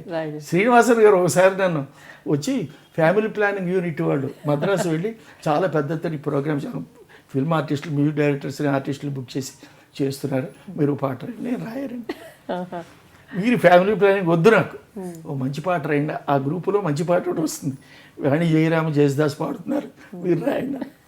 అప్పుడు నీలాల నీ కళ్ళు నా వలుపు ఒక పాట ఒకటి రొమాంటిక్ రాసి అలా చేయించారు, ఆ బంచ్లో చేయించారు. అంతేగాని నేను ఇవి రాయను, ఎవరు వేరే వాళ్ళకి ఇవ్వండి అవన్నీ. నా పాపం నన్ను ఏ స్టేషన్ డైరెక్టరు, తెలుగు వాళ్ళు కానీ తెలుగు కానీ తమిళులు కన్నడ వాళ్ళు ఎవరు వచ్చినప్పటికీ కూడా నన్ను ఇబ్బంది పెట్టలేదు. ఎమర్జెన్సీలో నేను ఏవో మామూలుగా స్నిప్పెట్స్ అవి ఉద్యోగ ధర్మంగా చేయాల్సిన కొద్దిగా ఏవో తప్ప నా పేరు లేనివి, నా పేరున్న ఏది కూడా నాకు ఇష్టం లేదని చేయలే. చాలా బాగుంది ఇది. మీ రేడియో నాటకాలు రూపకాల గురించి చెప్తా. రూపకాలకి ఏం చేసామంటే ఓలేటి గారు చేసినవి అయితే 2-3 చేసిన తర్వాత కలగా కృష్ణమోహన్ వచ్చాడు, కొత్తగా కుర్రాడు, కడప నుంచి వచ్చాడు. కూర్చుని మనం అతను చాలా సిగ్గరగా ఉండేవాడు, ఎక్కువ మాట్లాడేవాడుగా చేసి. మా ఎస్బి శ్రీరామూర్తి గారు చాలా మంచి, ఆమె మెడ్రాస్ ఫిల్మ్ ఇన్స్టిట్యూట్ నుంచి వచ్చారు. అతను పెయింటింగ్ మీద ఆసక్తి ఉంది, మ్యూజిక్ గురించి ఆసక్తి ఉంది. తర్వాత సరే ఆయన చాలా సహృదయుడు, చాలా సున్నితమైన మనసు. అంచేత వాళ్ళతో పరిచయం ఏర్పడినారు. అది ఎప్పుడు మొట్టమొదటి రోజుల్లో నేను నాటకాలు చేశాను, మ్యూజిక్ చేసిన వాళ్ళతోటే పెద్దవాళ్ళతోటే చేశాను. ఓలేటి గారు, శ్రీరామోహన్ రావు, సుబ్బారావు వాళ్ళతోటే చేశాను. వీళ్ళ నాకంటే కొంచెం వయసులో చిన్నవాళ్ళే. వీళ్ళతో నాకు పరిచయం ఏర్పడిందంటే ఓ రోజుని నేను పాట రాశా వర్ష ఋతువు గురించి. ఇది కాదు నేను చెప్పినట్టు వర్షానందినికి అదే, ఇది ఓ పాట రాశా. అది కృష్ణమోహన్ కంపోజ్ చేస్తాను తీసుకున్నాడు. నేను మేడం మీద కూర్చున్న సీట్లో రాసుకుంటుంటే మన శ్రీరామూర్తి గారు వచ్చి, ఏమంటే కృష్ణమోహన్ పాట చాలా బాగుంది అన్నాడు. చాలా బాగుంది కూడాను. అది ఒకటే కాదు, మరో 4 పాటలు పెడితే మనం ఒక రూపకం చేయొచ్చు కదా. ఏమిటి థీము అంటే, పొద్దున్న ఉదయం నుంచి రాత్రి మబ్బులు చెదిరిపోయి వెన్నెలు వచ్చే వరకు ఒక రోజులో రకరకాల వర్ష స్థితుల గురించి మనం చెప్తే బాగుంటుంది. థిమేటిక్గా మనం వర్షానందనాన్ని చేస్తే బాగుంటుందని ఒక ఆలోచన చేసి అప్పుడు వరుసగా పాటలు రాసిన తర్వాత అది మొత్తం అంతా చేసే బ్రాడ్కాస్ట్ అయ్యి చాలా మంచి గ్రేడింగ్స్ ఇచ్చారు, పేరు వచ్చింది.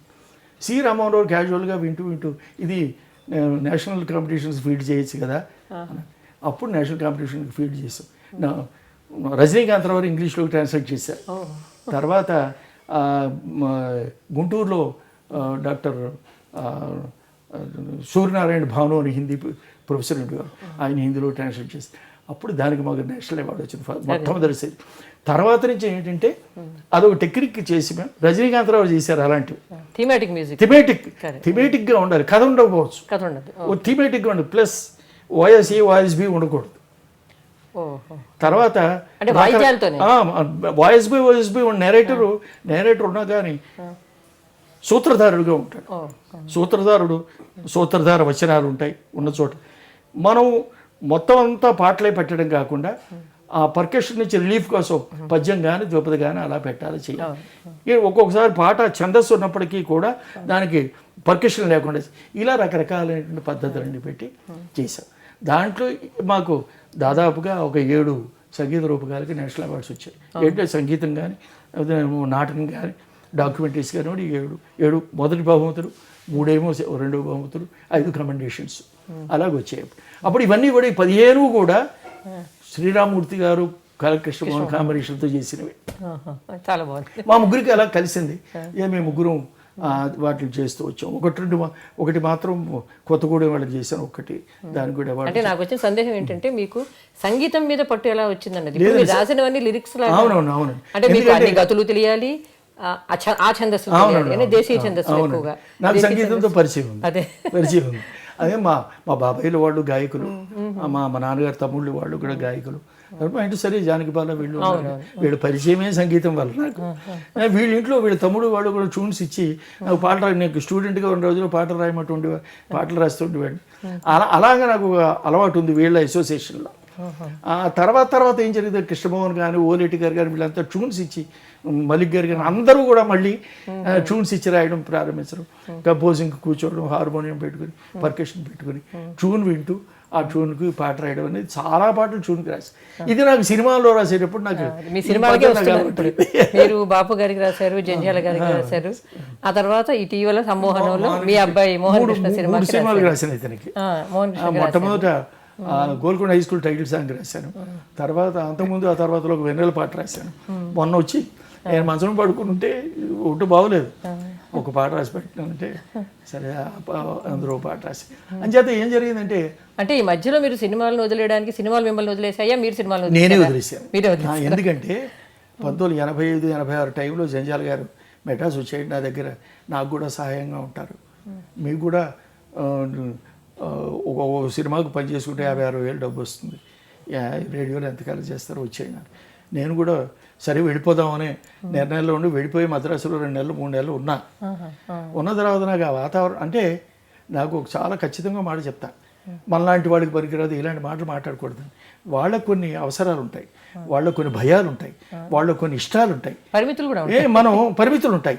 ఏదో వాళ్ళు ఒక కథ, కొన్ని పాత్రలు, కొన్ని రకాలైన పాటలు వాళ్ళు అనుకుంటూ ఉన్నప్పుడు దానిలోకి అనుగుణంగానే పని చేయాల్సి ఉంటుంది. అక్కడ నువ్వు డబ్బు తీసుకుంటున్నావు, వాళ్ళకి పని చేస్తున్నావు, అదొక వృత్తిగా చేస్తున్నావు. వాళ్ళ రిక్వైర్మెంట్ని మనం వెటకారం చేయడం కానీ, తర్వాత అదేదో తుచ్చమైన విషయం, మనం ఏదో చాలా ఉన్నతమైన స్థితిలో మనం, అది కరెక్ట్ అయిన ధోరణి కాదు. మనం అందులో ఇవ్వడలేకపోవచ్చు, అది కరెక్ట్, మనం దానికి సూట్ కాకపోవచ్చు అనుకోవాలి. అంతేకాని దాన్ని వేరే రకంగా చూడకూడదని నా ఉద్దేశం. నేను ఎందుకంటే ఒక పరిస్థితి వచ్చేప్పటికి నాకు ఒక ద్వైదీభావం ఏర్పడి తేల్చుకోవాల్సి వచ్చింది. శ్రీనివాసన్ గారు మీరు వెళ్ళిపోవద్దు, దాశరథి గారు దెబ్బతిన్నాడు, మీరు ఉండిపోండి, మీరు రైటర్ కదా, వెళ్ళి ఇష్టం వచ్చినప్పుడు మీరు రాసుకుంటే ఏ స్టేషన్ డైరెక్టర్ మీకు అభ్యంతరాలు చెప్పడు. మారుతిరావు కూడా తను తెర మీద కనిపించే పర్యంతం అతను రేడియోలో పనిచేస్తూనే రచనలు చేస్తూ వచ్చాడు. నేను ఐ డోంట్ అడ్వైజ్ అని పెద్ద ఉత్తరం రాశాను నాకు. జంజాల గారు కూడా ఆయన చేయమని అంటే చెప్పాను. నేను రెండిట్లో తేల్చుకోవడం విషయంలో చాలా మామూలుగా చెప్పాలంటే నా స్నేహితుడుగా ఉండడం వేరు, నేను రేపు పొద్దున ఉద్యోగిని అవుతాను. అవును, తేడా చాలా ఉంటుంది, చాలా తేడా ఉంటుంది. అందుకోసమని నేను ఒక ఆర్గనైజేషన్ సర్వ్ చేయడం, ఒక ఇండివిజువల్ సర్వ్ చేయడం అనడంలో నేను ఒక నిర్ణయం తీసుకోవాల్సి వచ్చి రేడియోకే ఉందామని. నిజంగా నా కెరీర్, రేడియో కెరీర్, నేను రాసిన రచనలు అన్నీ కూడా నాకు పేరు వచ్చినవి కూడా నేను వచ్చేసిన తర్వాత 86 నుంచి 96 మధ్యలో రాసినవి. చాలా వరకు రచనలు నాకు అవార్డ్స్ వచ్చినవి కానీ, నాకు పేరు వచ్చిన రచనలు కానీ ఆ 10 సంవత్సరాలు రాసినటువంటివి. అందుకని ఒక ఖచ్చితమైన నిర్ణయం తీసుకోవాల్సిన సందర్భం ఏర్పడి నేను రేడియోకే ఉండాలని అనుకున్నా. ఇక మీ వచన సాహిత్యం దగ్గరకు వద్దాం. మీరు కథలు రాశారు, నవలలు రాశారు, అలాగే నాటకాలు రాశారు, నాటికలు రాశారు, చాలా రాశారు, విమర్శ కూడా రాశారు. అయితే మీ నవలలు చూసినప్పుడు మీ జీవితానుభవాలు ఎక్కువగా ఆత్మ కథను చెప్పుకున్నట్టుగా ఉన్నాయేమో మీ కథలు, నవలలు అనిపిస్తుంది. కొంతవరకు నిజమేనండి. ఎందుకంటే నవల సంస్కృత పాఠశాల చదివిన కేవలం అది నా అనుభవాల నుంచి రాసినటువంటిది. అయితే ఒక నవల రాస్తున్నాం కనుక ఆ జీవితం విజయనగరంలో ఉన్న విధానానికి, కొవ్వూరులో ఉన్న విధానానికి తేడా ఉంది. విజయనగరం ఇంతకంటే సాఫిస్టికేటెడ్. మా నాన్నగారు వాళ్ళు చదువుకున్నప్పటికంటే అప్పటికి కూడా అప్పటి పండితులు వాళ్ళు కూడా ఆధునిక సాహిత్యానికి సంబంధించిన విషయాలను అభినంది, కన్యాశుల్కం చాలా గొప్ప నాటకం అయ్యా, లేకపోతే దూరు రామిరెడ్డి వాళ్ళు మంచి కవిత్వం రాస్తున్నారా అనేటటువంటి వజ్జల శ్రీచంద్రరామ శాస్త్రి గారు, ఆకుల వెంకట శాస్త్రి గారు లాంటి వాళ్ళు ఉండేవారు అక్కడ. ఇక్కడ అలా ఉండేది కదా పరిస్థితి. ఇది పూర్తిగా వేరేంది. మా ప్రిన్సిపల్ కేశరాజు అప్పారావు గారు గాంధీయన్, ఈజ్ ఎ ప్యూరిటన్ అన్ని విషయాల్లో. ఆయన చాలా కొన్ని నియమాలు అవి ఆశిస్తూ ఉండేవారు. అది తప్పే లేదు. చిన్నప్పుడు కొంచెం ఉద్రిక్తంగా మేము పోట్లాడి ఉండొచ్చు, కానీ ఆయన అనుకున్న విధానంగా ఆయన ఇన్స్టిట్యూషన్ నడపాలనుకోవడం తప్పేం లేదు. అయితే నేను ఇవ్వలేకపోయాను చాలా కాలం అందులో. దానికి చాలా కథ విషయాలన్నీ జరిగాయి అక్కడ. అదైతే నేనేం చేశానంటే మా సందర్భంలో నేను ఎరుగున్నటువంటి ఘటనలే కాకుండా ఇతర సందర్భాల్లో జరిగినవి, మా ముందు తరాల్లో జరిగినవి అవన్నీ కూడా ఇక్కడే ఉన్నదే కాదు, మిగతా ఇన్స్టిట్యూషన్స్లో కూడా జరిగినటువంటి నేను విన్న ఘటనలు, నాకు పరిచితులైన వాడు చెప్పినవి ఇవి కూడా పెట్టుకుని ఇవన్నీ కలిపి వచ్చేలా తూర్పునాల సూర్యుడని. తూర్పునాల సూర్యుడిని పేరు పెట్టడానికి కూడా ఈస్టర్న్ కల్చర్ చాలా గొప్పదని, వెస్ట్రన్ కల్చర్ అంతా అదేదో భోగభూమి, ఏదో యోగభూమి, ఈ రకమైన ఆలోచనలు ఉండేవి. అదే కాదు, ఇది ఒక రకంగా జీవితం జరుగుతుంది. కోస్తా జిల్లాలో ఒకలా నడిచింది మా చిన్నతనాల్లో, తెలంగాణలో వేరే రకంగా నడిచింది, రాయలసీమలో ఇంకో రకంగా నడుస్తుంది. ఒకే ఆంధ్రదేశంలో ఎన్ని రకాల జీవితాలు ఉండగలిగింది. ప్రపంచంలో ఈస్ట్ వెస్ట్ తేడాలు ఉన్న ఆశ్చర్యం ఉంది.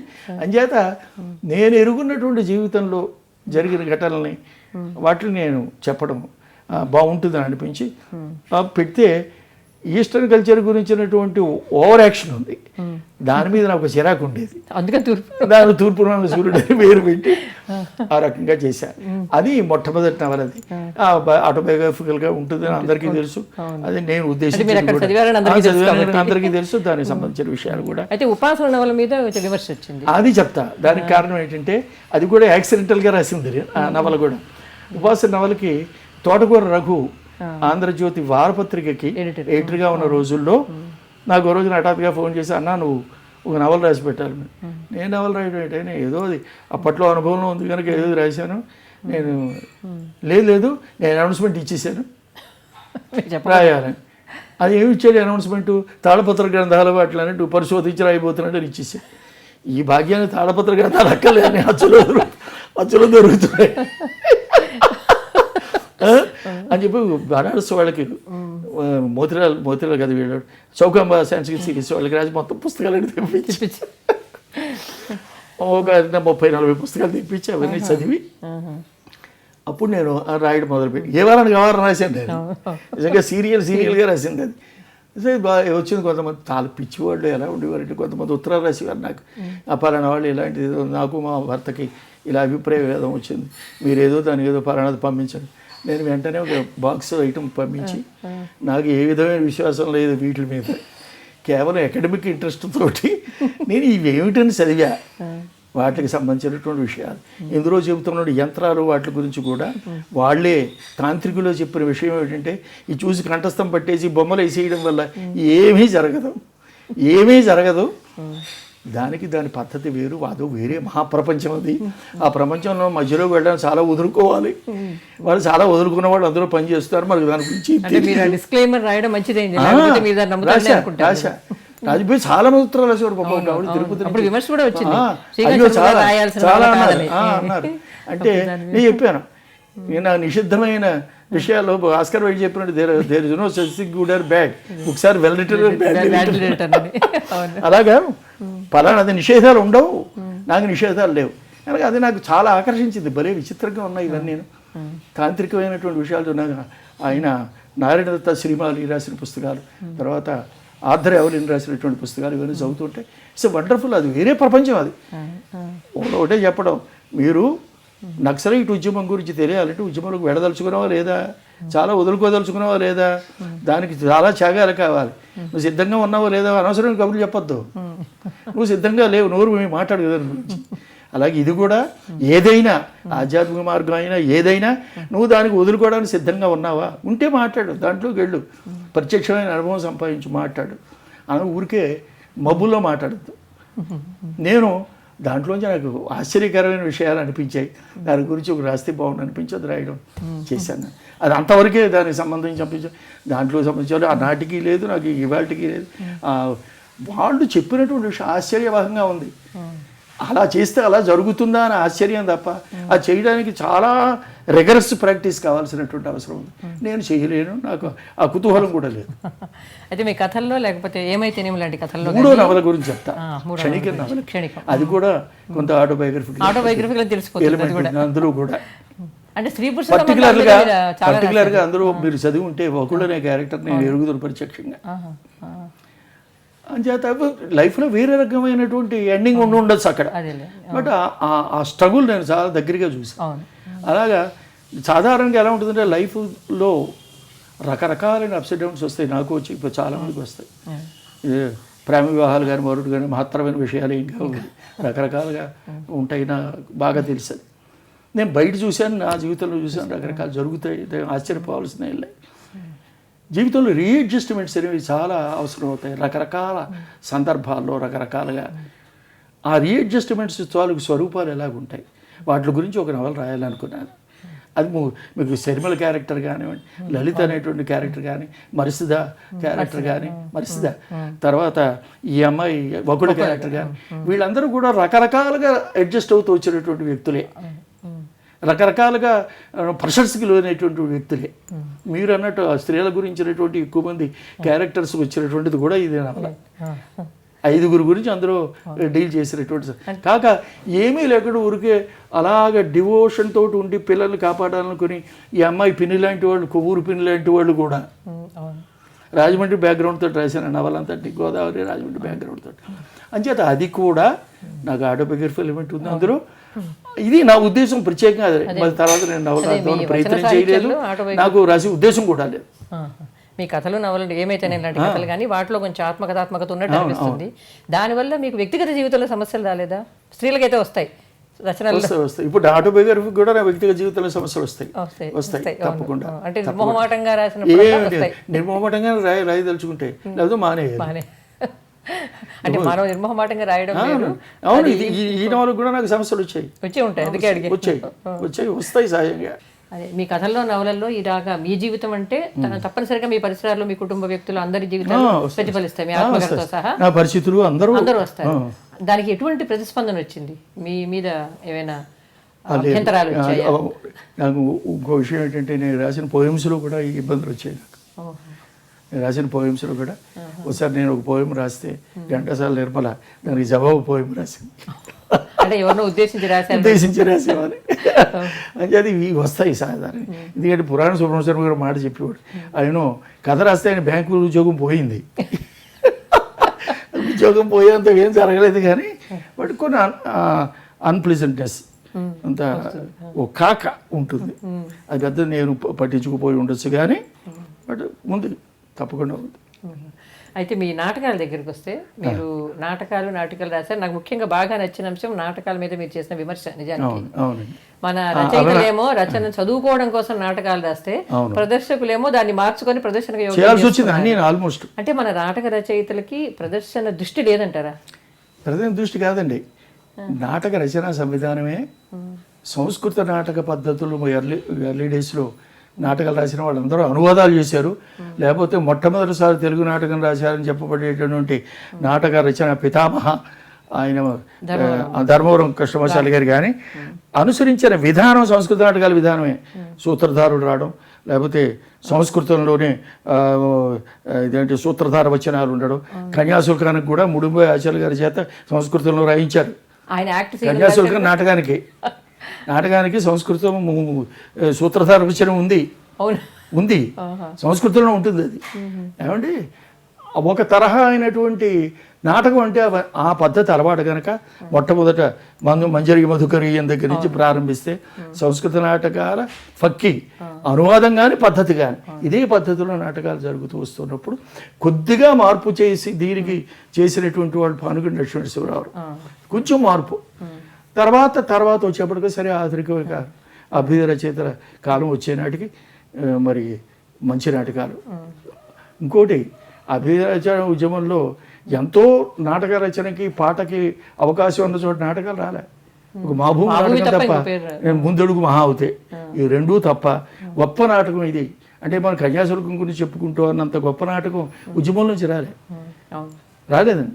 అంచేత ఇప్పుడు ఈ నాటక రచనా విధానానికి వచ్చేసరికల్లా కరెక్ట్గా వాళ్ళు ఆ పద్ధతుల్లో రాస్తూ వచ్చేప్పుడు వేద వెంకటరాయ శాస్త్రి గారి ప్రతాపరుద్రి నాటకం ఉంది, ఉషాపరిణయం అవన్నీ రాసినా ఏమి రాసినప్పటికీ కూడా స్వతంత్ర నాటకాలు అనువాదాలు సంగతి వదిలే స్వతంత్ర. ఆయన నాగానందం అని కూడా అనువాదాలు కూడా చేశారు.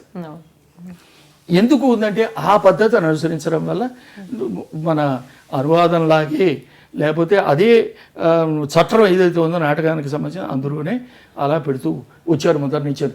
అందువల్ల ఏం జరుగుతుందంటే రంగస్థానానికి వచ్చేప్పటికల్లా మీకు మామూలు పాతకాలపు రోజుల్లో ఇవేమిటి మన ముద్రలు చూపించి ముద్రల ద్వారా వాళ్ళు ఏదో ఇవన్నీ చూపించేవారు. తర్వాత ఎమోషన్స్ని చెప్పడానికి డైలాగ్ కంటే కూడా జరిగిపోయిన కథ చెప్పే సందర్భాల్లో కానీ ఎమోషన్స్ని చెప్పే సందర్భాల్లో కానీ ఒక ఇంటెన్స్ ఫీలింగ్ చెప్పే సందర్భాల్లో కానీ శ్లోకాన్ని పద్యాన్ని వాడారు. ఈ పద్ధతులు చేస్తూ రావడం వల్ల ఏం జరిగిందంటే ఆధునికం కావడం అనేటువంటి ఇప్పుడు కంఠాభరణ నాటకం ఇదివృత్తం ఇదైనా రాసిన విధానం అంతా పాత పద్ధతే. అందుకని ఏ నాటకం రాసినా ఇంత నాటకం గురించి తెలుసుండి నాటకాలని దర్శకత్వం వహించినటువంటి పానుగంటి వారు కానీ వేద వెంకటరాయ శాస్త్రి గారు కానీ అది చేసి వాళ్ళందరూ వాళ్ళు వేరే రంగస్థల ప్రతి తయారు చేసుకోవాల్సి వచ్చింది. వాళ్ళు కూడా కాళగురు వారు కూడా పద్యాలు కదా, అదే పద్యాలనే కాదు నాటకం రాసేప్పుడు అదే పద్ధతిలో. అది కాళగురు నాటకం 1920లో వచ్చాయి. మధుసేవ కానీ వర విక్రయం కానీ తర్వాత చింతామణి భ్రష్టు పట్టి చేశారు. అది అనవసరం. ఆయన పాప రాజా అనవసరం దాని గురించి మాట్లాడారు. అసలైంది పోయింది, అది అయిపోయింది అనుకోండి. అంచేత ఏం జరిగిందంటే ఆ కారణం చేత ప్రతి వాళ్ళు ఒక ప్రతికి రంగస్థల ప్రతి తయారు చేసుకోవచ్చు. ఆధునికంగా కన్యాశుల్కానికి కూడా అబ్బు రామకృష్ణ గారు రంగస్థల ప్రతి తయారు చేయాల్సి వచ్చింది. తర్వాత ఎవరు ప్రదర్శించినా కొన్ని సీనులు తగ్గించి చేసుకోవాల్సి వచ్చింది. అంచేత రంగస్థలం అనుగుణంగా నాటకాలు రాయడం అనేది బోడిబోడి కామేశ్వరరావు నేను అవన్నీ అందులో చెప్పి బోడిబోడి కామేశ్వరరావు ఖచ్చితంగా ఎల్ఎఫ్ ఆర్ఎఫ్ ఎంఎఫ్ ఇలా పెట్టుకుని రంగస్థల అనుగుణంగానే నాటకాలు రాశారు బోడిబోడి రాధాకృష్ణ వీళ్ళందరూ కూడా. ముఖ్యంగా అది ఈ పరిషత్తు నాటకాల ప్రారంభం అయ్యాక అలా రంగస్థలాన్ని దృష్టిలో పెట్టుకుని నాటకం రాయడం అనేది చాలా ప్రయత్నంగా వచ్చింది. వేరే నేను కన్నడ నాటకాల గురించి చూశానండి, గిరీష్ కర్నాటక వాళ్ళు ప్రదర్శన పద్ధతులే వేరు అసలు. వాళ్ళు లైటింగ్ టెక్నిక్స్ ద్వారా రకరకాలుగా మనకి చేస్తూ వచ్చారు. అందుకని నాటక రచనా వ్యవస్థలు ఆ పుస్తకం రాయడానికి కూడా కారణం అందుకే రాశారు. నాటక ప్రదర్శనకి సంబంధించినటువంటి పుస్తకాలు చాలా వచ్చాయి. ఎవరు పాడం శ్రీరామ అప్పారావు గారు నాటకం పెద్ద పరిశోధన చేశారు. తర్వాత మిక్కిలేని గారు ఆర్టిస్టుల గురించి రాశారు. అలాగే రాయలసీమ కళాకారులని పెద్ద పుస్తకంలో రాశారు. రకరకాలు వచ్చాయి. రంగస్థలం నటుల పరంగా కానీ లేదా ప్రదర్శన సంస్థల పరంగా కానీ వచ్చాయి. కానీ అసలు స్క్రిప్ట్ ఏమిటి, టెక్స్ట్ ఏమిటి, అది మూలం ఏమిటి, ఆ మూలాన్ని ఎన్నెన్ని మార్పులు వచ్చాయి, లేదా ఇది మూలం ఏమీ లేకుండా స్వతంత్రంగా నిర్మింపబడిన నాటకం. ఉదాహరణకు రోషనార్ నాటకం. రోషనార్ చరిత్రలో ఇక్కడ శివాజీని ఆవిడ ప్రేమించింది ఏమీ లేవు అసలు.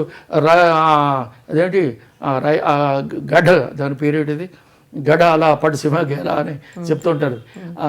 ఆ ముట్టడి సందర్భంగా అసలు ఆవిడ సంబంధమే లేదు, పూర్తిగా కల్పిత కదా. తానాజీ చనిపోవడం ఇదంతా జరుగుతుంది. అది మామూలు కథ. దీనికి కొప్పర సుబ్బారావు దీనికి ఏం చేశాడు, ఈ చిన్న లవ్ అఫేర్ అది పెట్టి హిందూ ముస్లిం. అది రోషనార్ మీకు నిషేధించిన నాటకం. ఎందుకు నిషేధించారంటే హిందూ ముస్లిం ఐక్యానికి దానికి ప్రయత్నం చేశారన్నట్టుగా. ఇది కానీ ఖిల్జీ రాజపత్రం కానీ రసపుత్ర విజయం కానీ వీటిని బ్యాన్ చేశారు, ఆడవలే. దానికి కారణం అంటే ఇప్పుడు ఇదేదో పరోక్షంగా సామ్రాజ్యం ఈ తిరగబడ్డానికి ఉపయోగిస్తుంది అన్న ఎలిమెంట్ ద్వారా వాళ్ళు దాన్ని బ్యాన్ చేశారు వాళ్ళు. అందుకని ప్రధాన కారణం రచనా వ్యవస్థలో స్థల నిర్దేశాన్ని బట్టి నాటకాలు రాశారు, కానీ రంగస్థల నిర్దేశాన్ని బట్టి నాటకాలు రాయలే. అనువాదాల కారణంగానూ మూలంగా వీళ్ళే తెలుగులో రాసినప్పుడు నాటకాలు, పౌరాణిక నాటకాలు ఎక్కువ వచ్చాయండి ముందు. మీకు తమాషా కృష్ణలీల నాటకంలో సారా తాగకూడదు, లేకపోతే రాట్నం ఉడకడం ఇవన్నీ కూడా ఉంటాయి అందులో. సందేశాల కోసం స్వాతంత్రోద్యములు పెంచారు. అలాగే మీకు ద్రౌపది వస్త్రాభరణ నాటకం దామరాజు పొడర్కాషుడు ఎవరో రాశారు. వాటిల్లో ఇంతేనండి, ఈ స్వాతంత్రోద్యమానికి సంబంధించినవన్నీ పెట్టేశారు. వాటిల్లో కృష్ణుడు దీని గాంధీ గారి బోధనలు చేస్తుంటాడు. అంటే అవసరం ఉద్యమకాలంలో వచ్చిన నాటకాలని. అయితే ఇది అరసాటుగా పౌరాణిక సంబంధమైన ఇతివృత్తాలు అరసాటుగా నాటకాలు రాశారు వాడు. ఉద్యమం అవి ఎవడు వాడు నాటకం మంచి మహత్తరమైన నాటకాలను ఎవడు తలుచుకోవడం పట్టింది. మళ్ళీ దీనికి సంబంధం లేకుండా రాసిన నాటకాలు వాళ్ళకి. ఇప్పుడు పానుగుడి లక్ష్మణరావు గారు పాదుక ఉంది, అద్భుతమైన నాటకం. ఎందుకంటే పాదుకలో దశరథుని ఇంటర్ప్రిట్ చేసిన విధానం చాలా గొప్పగా ఉంటుంది. విప్రనారాయణ నాటకంలో విప్రనారాయణ ఇంటర్ప్రిట్ చేసినటువంటి అతని పేరు దేవదేవని కానీ చాలా వేరుగా ఉంటుంది. ఆ ఇంటర్ప్రిటేషన్స్ ద్వారా వాటికి ఇవాళకి కూడా పలానా నాటకం అంటే వాటిని తలుచుకునే సందర్భం ఏర్పడింది, కానీ మిగతా కారణాలు కాదు. పౌరాణికమైన థీమ్స్ వల్ల నిలబడినావు, లేకపోతే అభ్యుదయ థీమ్స్ వల్ల నిలబడలే. వాటిలో జీవం మీరు ఇవాళకి మీరు మామూలు నాటకం చూడండి ఎంత జీవవంతంగా ఉంటుంది నాటకం. అంచేత అభ్యుదయ ఉద్యమంలో నాటకం ఆధునికమైందనే వరకు కొంతవరకు ఈ రకమైన వ్యవహారాల నుంచి బయటపడిందన్నమాట. కానీ మీకు చాలా అద్భుతమైన నాటకీయ కల్పన దృష్ట్యా కానీ, ప్రదర్శన దృష్ట్యా కానీ, రచన దృష్ట్యా కానీ, రచనా శిల్ప దృష్ట్యా కానీ ఏది గొప్ప నాటకాలు మనకు మిగలి. ఎవడు చెప్పిన కన్యాశుల్కం చెబుతున్నాడని ఇవాళకి మనవాడికి ఎంచుకుంటున్నా. అంతకు మించి కన్యాశుల్కం మోడర్న్, నిజంగా అన్ని ఆస్పెక్ట్స్లోనే మోడర్న్ ప్లే. అంటే మీరు రాసిన నాటకాల్లో మీకు లీవ్ ఇట్ టు స్మిత్ ఆధారంగా హౌస్ ప్రభావంతో మీరు రాశారు. అంటే మీకు చివరికి అంటే అంత ఆధునికమైన హాస్యం కూడా మీ చాలా ఇష్టం. అది నెక్లెస్ దొరికింది అని పేరుతోటి స్టేజ్ చేసాం విజయవాడలో. శ్రీరామరావు గారు అందులో అన్పిక్డ్ హస్బెండ్ వేషం నండూరు సుబ్బారావు చేశారు. ఆ జమీందారు వేషం ఏమో ఏం చేశారు మన శ్రీరామరావు చేశారు. లింగరాజ్ శర్మ గారు ఏమో సెక్రటరీ వేషం చేశారు. వీరభద్రరావు ఏమో ఆ కవి వేషం చేశారు. ఇలాగా మా రేడియో ఆర్టిస్ట్ అసోసియేషన్ అని మాకు ఉండేది. ఇప్పుడు 10-12 మంది ఏబి ఆనంద్ వీళ్ళందరూ స్టేజ్ నాటకమే చేయగలిగిన ఆర్టిస్ట్. నాగరత్నమ్మ గారు, తర్వాత కమల్ కుమార్ వీళ్ళందరూ కూడా మాకు స్టాఫ్లో ఉండేవారు కదా. ఆ నాటకం స్టేజ్ చేశారు. అప్పుడు తర్వాత ఎక్కువ ప్రదర్శనలు చేయడం అనేది కుదరలే. వీళ్ళందరూ కలవాలి కదా, అది కుదరదు. అది దానికి సంబంధించింది. అలాగే ఇంకొకటి నేను అడాప్టేషన్ అన్నగానే హెరాల్డ్ పింటర్ది గతి అన్న నాటిక, అది 1 ఫర్ ది రోడ్ నాటకం. 1 ఫర్ ది రోడ్ నాటకం నేను అమెరికాలో చూసా. స్టేజ్ మీద హెరాల్డ్ పింటర్ అందులో ఇంట్రాగేటర్ వేషం అయ్యా. ఆయన 70 ఏళ్ళు పూర్తయిన సందర్భంగా వారోత్సవం చేశారు. ఆ వారోత్సవం ఇదొకటి, కైండ్ ఆఫ్ అలాస్కా ఒకటి, రెండు. కైండ్ ఆఫ్ అలాస్కా గురించి వ్యాసం రాశాను కానీ నేను ట్రాన్స్లేట్ చేయలేము మీరు. అది చాలా విచిత్రమైన నాటకం. అంచేత నాకు ఆ ఇష్టం పట్లకి నేను గతి 2 రకాలుగా మూమెంట్ అని అర్థం వస్తుంది, మనిషి గతి అనేది వస్తుందని చెప్పి గతి అని పేరు పెట్టి నేను చేసి. అది ఎవరు అడిగారు? డిఎస్ఎన్ మూర్తి, సెంట్రల్ యూనివర్సిటీ జేఎస్ఎన్ మూర్తి స్టే చేస్తానని అడిగితే అతని తర్వాత ఎందుకో అదే భయపడ్డాడు అది చేయడానికి. చేయలే చేశారు, కానీ పబ్లిష్ చేశారు ఇక్కడ. అయితే మీరు వేరు ప్రక్రియలకు అంటే వ్యవస్థలకు నాటకం నాకు చాలా ఇష్టమైన, మీకు చాలా ఇష్టమైనది మీరు చాలాసార్లు చెప్పుకున్నారు కూడా. అంటే మీకు రంగస్థలానికి రాయడానికి, రేడియోకి రాయడానికి, పత్రికకి రాయడానికి చాలా తేడా ఉంటుంది కదా? ఉంటుంది, చాలా తప్పకుండా చాలా తేడా ఉంటుంది. చాలా తేడా. నేను ఆ తేడాల గురించి పుస్తకం రాస్తే బాగుంటుంది. ఆంధ్రజ్యోతి నవ్య మన శ్రీరాముడు గారు ఉన్నప్పుడు ఒక ఫీచరు, జగన్నాథ్ గారు కూడా ఒకటి ఓ ఫీచర్ ఏమిటంటే ఇంద్రధనుస్సు అని ఒకటి రాశాను. రెండోది సంగతులు సందర్భాలను ఒక ఫీచర్ రాశాను. ఫీచర్ రాసేటప్పుడు కాంటెంపరీటీ అనేది చాలా ముఖ్యం. ప్లస్ మనకు ఫీచర్ ఉంది కదా అని ఏది పెడితే దాని గురించి రాసే పద్ధతి ఉండకూడదు. రెండు, ఒకే పద్ధతిలో ఫీచర్ ఉండకూడదు. ఇవాళ ఓ క్యారెక్టర్ గురించి మాట్లాడతారు, రేపు ఒక ఇన్సిడెంట్ గురించి మాట్లాడుతారు, ఎల్లుండి ఒక పెయింట్ గురించి మాట్లాడతారు, అవతల ఎల్లుండి ఇంకొక కావ్యం గురించి మాట్లాడతారు. అన్నీ రకరకాల విషయాలు వస్తూ ఉంటే మీరు ఒక వాల్యూమ్గా వచ్చినప్పుడు ఈ మూల చమలు చదువుతున్నప్పుడు ఈ వైవిధ్యం వాటి వల్ల వస్తుంది, లేకపోతే రాదు. అన్నీ అలాగే ఉంటాయి. అది ఉండకూడదు. పురాణం గారు చేశాడు ఆ పని, ఇలాల ముసట్లు చాలా అద్భుతంగా చేశాడు. 7 సంవత్సరాలు 8 సంవత్సరాలు అవిచ్ఛిన్నంగా రాసేటువంటి ఫీచర్ ఎన్ని విషయాలు రాశాడు. అందులో ఒక వ్యక్తి నెరేట్ చేస్తున్న రాసినప్పటికీ కూడా రకరకాల ఇన్సిడెంట్స్, రకరకాల వ్యక్తులు, మరి దుఃఖభరితమైనటువంటి ఘట్టాలు చాలా అద్భుతమైనటువంటి అది నాకు. ఎందుకంటే మనం ప్రత్యేకంగా ఇలా కూర్చొని వీళ్ళలాగానే కాదు, రకరకాల మనకి తెలియకుండా లోపల గాయం సేరేసినట్టు ఎలా ఉంటుందంటే రకరకాల ఇన్ఫ్లుయెన్స్ మనకు తెలియకుండా. రావిశాస్త్రి గారు చాలా ఇష్టం. రావిశాస్త్రి గారు సింటాక్స్ ఆయన కూర్చి విధానం నాకు కథల్లో రావిశాస్త్రి శైలి కనిపిస్తుంది. తర్వాత శ్రీపో సుబ్రహ్మణ్య శాస్త్రి గారు నాకు చాలా ఇష్టం. వీడు ఫలానా, నేను ఒక కథ బిగినింగ్ సుబ్రహ్మణ్య శాస్త్రి గారి పద్ధతిలో చేశాను. రమణయ్య గారి తోటను ఒక కథ రాశాను. రమణయ్య ఫలానా విధంగా కాకపోతే అతని గురించి మనం మాట్లాడుకోవాల్సిన అవసరం లేదని ప్రారంభం. అలా దహనం అని ఒక కథ ఒకటి రాశాను. వీటిలో రకరకాలుగా ఆ ఓపెనింగ్ అనేది చాలా వేరే రకంగా ఉండాలని నాకు పట్టుదల. బిగినింగ్ వేరే రకంగా. ఫస్ట్ సినిమా స్క్రిప్ట్ రాసేప్పుడు స్టోరీ టెల్లింగ్, స్క్రీన్ ప్లే రైటింగ్లో ఒక సూత్రం చెప్తారు. ఫస్ట్ 10 minutes అని చాప్టర్ ఉంది మొట్టమొదట. ఫస్ట్ 10 minutes ఆడియన్స్ నువ్వు కూర్చోబెడితే కంటిన్యూ అవుతుంది, లేకపోతే వెళ్ళిపోతారని. బాగుంది. అలాగా ఫస్ట్ పారాగ్రాఫ్ మీరు ఎలా నిలబెడతారు అది ఇంపార్టెంట్. కథా రచనలో కానీ నవల కానీ చాలా బాగుంది. ఆ ప్రిన్సిపల్ నేను నమ్ముతాను. మీరు ఇంకో ఎవరూ రాయని ఒక విచిత్రమైన వ్యాస సంపుటి వేశారు, తెలుగు కవుల మహాపరాధాలు. అవునండి. అది ఎవరికి తోచే విషయం కాదు. అంటే ఏది చెయ్యగలిగి ఉండి చెయ్యలేదు, అది చాలా అపూర్వమైన విషయంగా అనిపిస్తుంది. దానికి ఎందుకంటే దానికి కూడా కారణం ఉంది. నేను నా చిన్నతనంలో మా ఇంట్లో పత్రికలు అవి చాలా ఉన్నాయి. 1910వ సంవత్సరం కాళయుక్తి నా బాగా గుర్తు సంవత్సరంలో మన వాడెవడో వెంకటరామకృష్ణ కవులు, పిఠాపురం ఆస్థాన కవులు, వాళ్ళు తెలుగు కవుల అపరాధాలు అని 10 పద్యాలు రాశారు. 10 పద్యాలు రాశారు. నా దాంట్లో అనుబంధం కూడా వేశాను. ఆ 10 పద్యాలు 10 పద్యాల్లో తమాషా ఏం చేశారంటే ప్రతి వాడిని వెటకారం చేశారు. నా అన్నయ్య గారికి ఏం వచ్చింది, హాయిగా శుభ్రం తెలుగులో భారతం రాస్తూ సంస్కృతంలో పద్యం ముందు శ్రీవాణి ఎందుకు రాయాలి. అలాగే తిక్కన గారి గురించి ఏదో కొన్ని విడిమిడి జ్ఞానంతో కొన్ని సమాసాలు పెట్టడానికి సంస్కృతం కావచ్చు. అలాగే ఎర్రాపురగడని వాడు ఈయన పింగళి సోరట ఆ శుభవాన్ని కావ్యం రాయిపోతూ గరుడు పురాణం ట్రాన్స్లేట్ చేశాడు. ఇలాగ అందరి మీద వేళకడం చేసి చివరిలో పద్యం రాశారు. మేము ఇలా రాసామంటే ఎవరు మమ్మల్ని గురించి మాకంటే వీళ్ళ మీద గౌరవం ఎవరికి ఉండదు, కానీ ఇటువంటి విషయాలు జరిగాయని రాస్తామని చివరి పద్యం రాసి. నాకు అది చిన్నప్పటి నుంచి చదివినప్పటి నుంచి భలే ఉంది ఇది అని నేను ఆలోచించినప్పుడు, అరే చాలా సన్నిహితంగా చరిత్రను బాగా రికార్డ్ చేయగలిగి దగ్గరగా పాలకురికి దగ్గరగా మసిలిన వాళ్ళు వాళ్ళు ఏదైనా చెప్పి ఉంటే బాగుండేది కదా. అందరికీ మోసకట్టు చేసేసి అందులో గుర్తుపతి ప్రశ్నలు పెట్టి ఊరికే హైపర్ బోల్స్తో నింపేశారు. అలా కాకుండా నేను అందులో పేర్లు చెప్పేవాడు, వాళ్ళు ఫలానా పని కొంచెం వేరే రకంగా చేస్తుంటే బాగుండేది అని నాకు అనిపించి మోడర్న్ లిటరేచర్ వరకు కూడా చాలా వరకు అవన్నీ కూడా అప్పుడు అలాగే నేను దానికి కారణం కూడా దీక్షితులు, వాసుదేవ్ దీక్షితులు. అతను ఎడిటర్గా ఉండగా సంచలన వ్యాసాలు రాయడానికి అతనే కారణం, దీనికి అతనే కారణం. ఏదో ఒకటి తీసుకుని దాన్ని కొంచెం కథరికి వచ్చేలాగా నువ్వు వ్యాసాలు రాయాలంటే మొట్టమొదటి సంచలనం రాసిన తర్వాత దానికి చాలా అందులో కంట్రవర్సీ వచ్చింది. జీవి సుబ్రహ్మణ్యం గారు చాలా తీవ్రంగా రియాక్ట్ అయ్యారు దాని మీద, అలా మరికొందరు కూడా రియాక్ట్ అయ్యారు. అయిపోయి తెలుగు అపరాధాలకు కూడా అటువంటి అపరాధం చేసిన వాడిని అయ్యాను నేను. అసలు రంగస్థల నాటికలు మీరు నాటకాలు రాశారు. రేడియో నాటికలు ప్రత్యేకంగా అంటే మీరు గుర్తుంచుకోదగ్గ నాటికలు ఏవి? ఎందుకంటే చాలా వైవిధ్యాన్ని చెప్తా మీకు. రేడియో నాటిక రాయడానికి ఒక ప్రత్యేకమైన పద్ధతి ఉంటుందని చాలామందికి తెలియదు.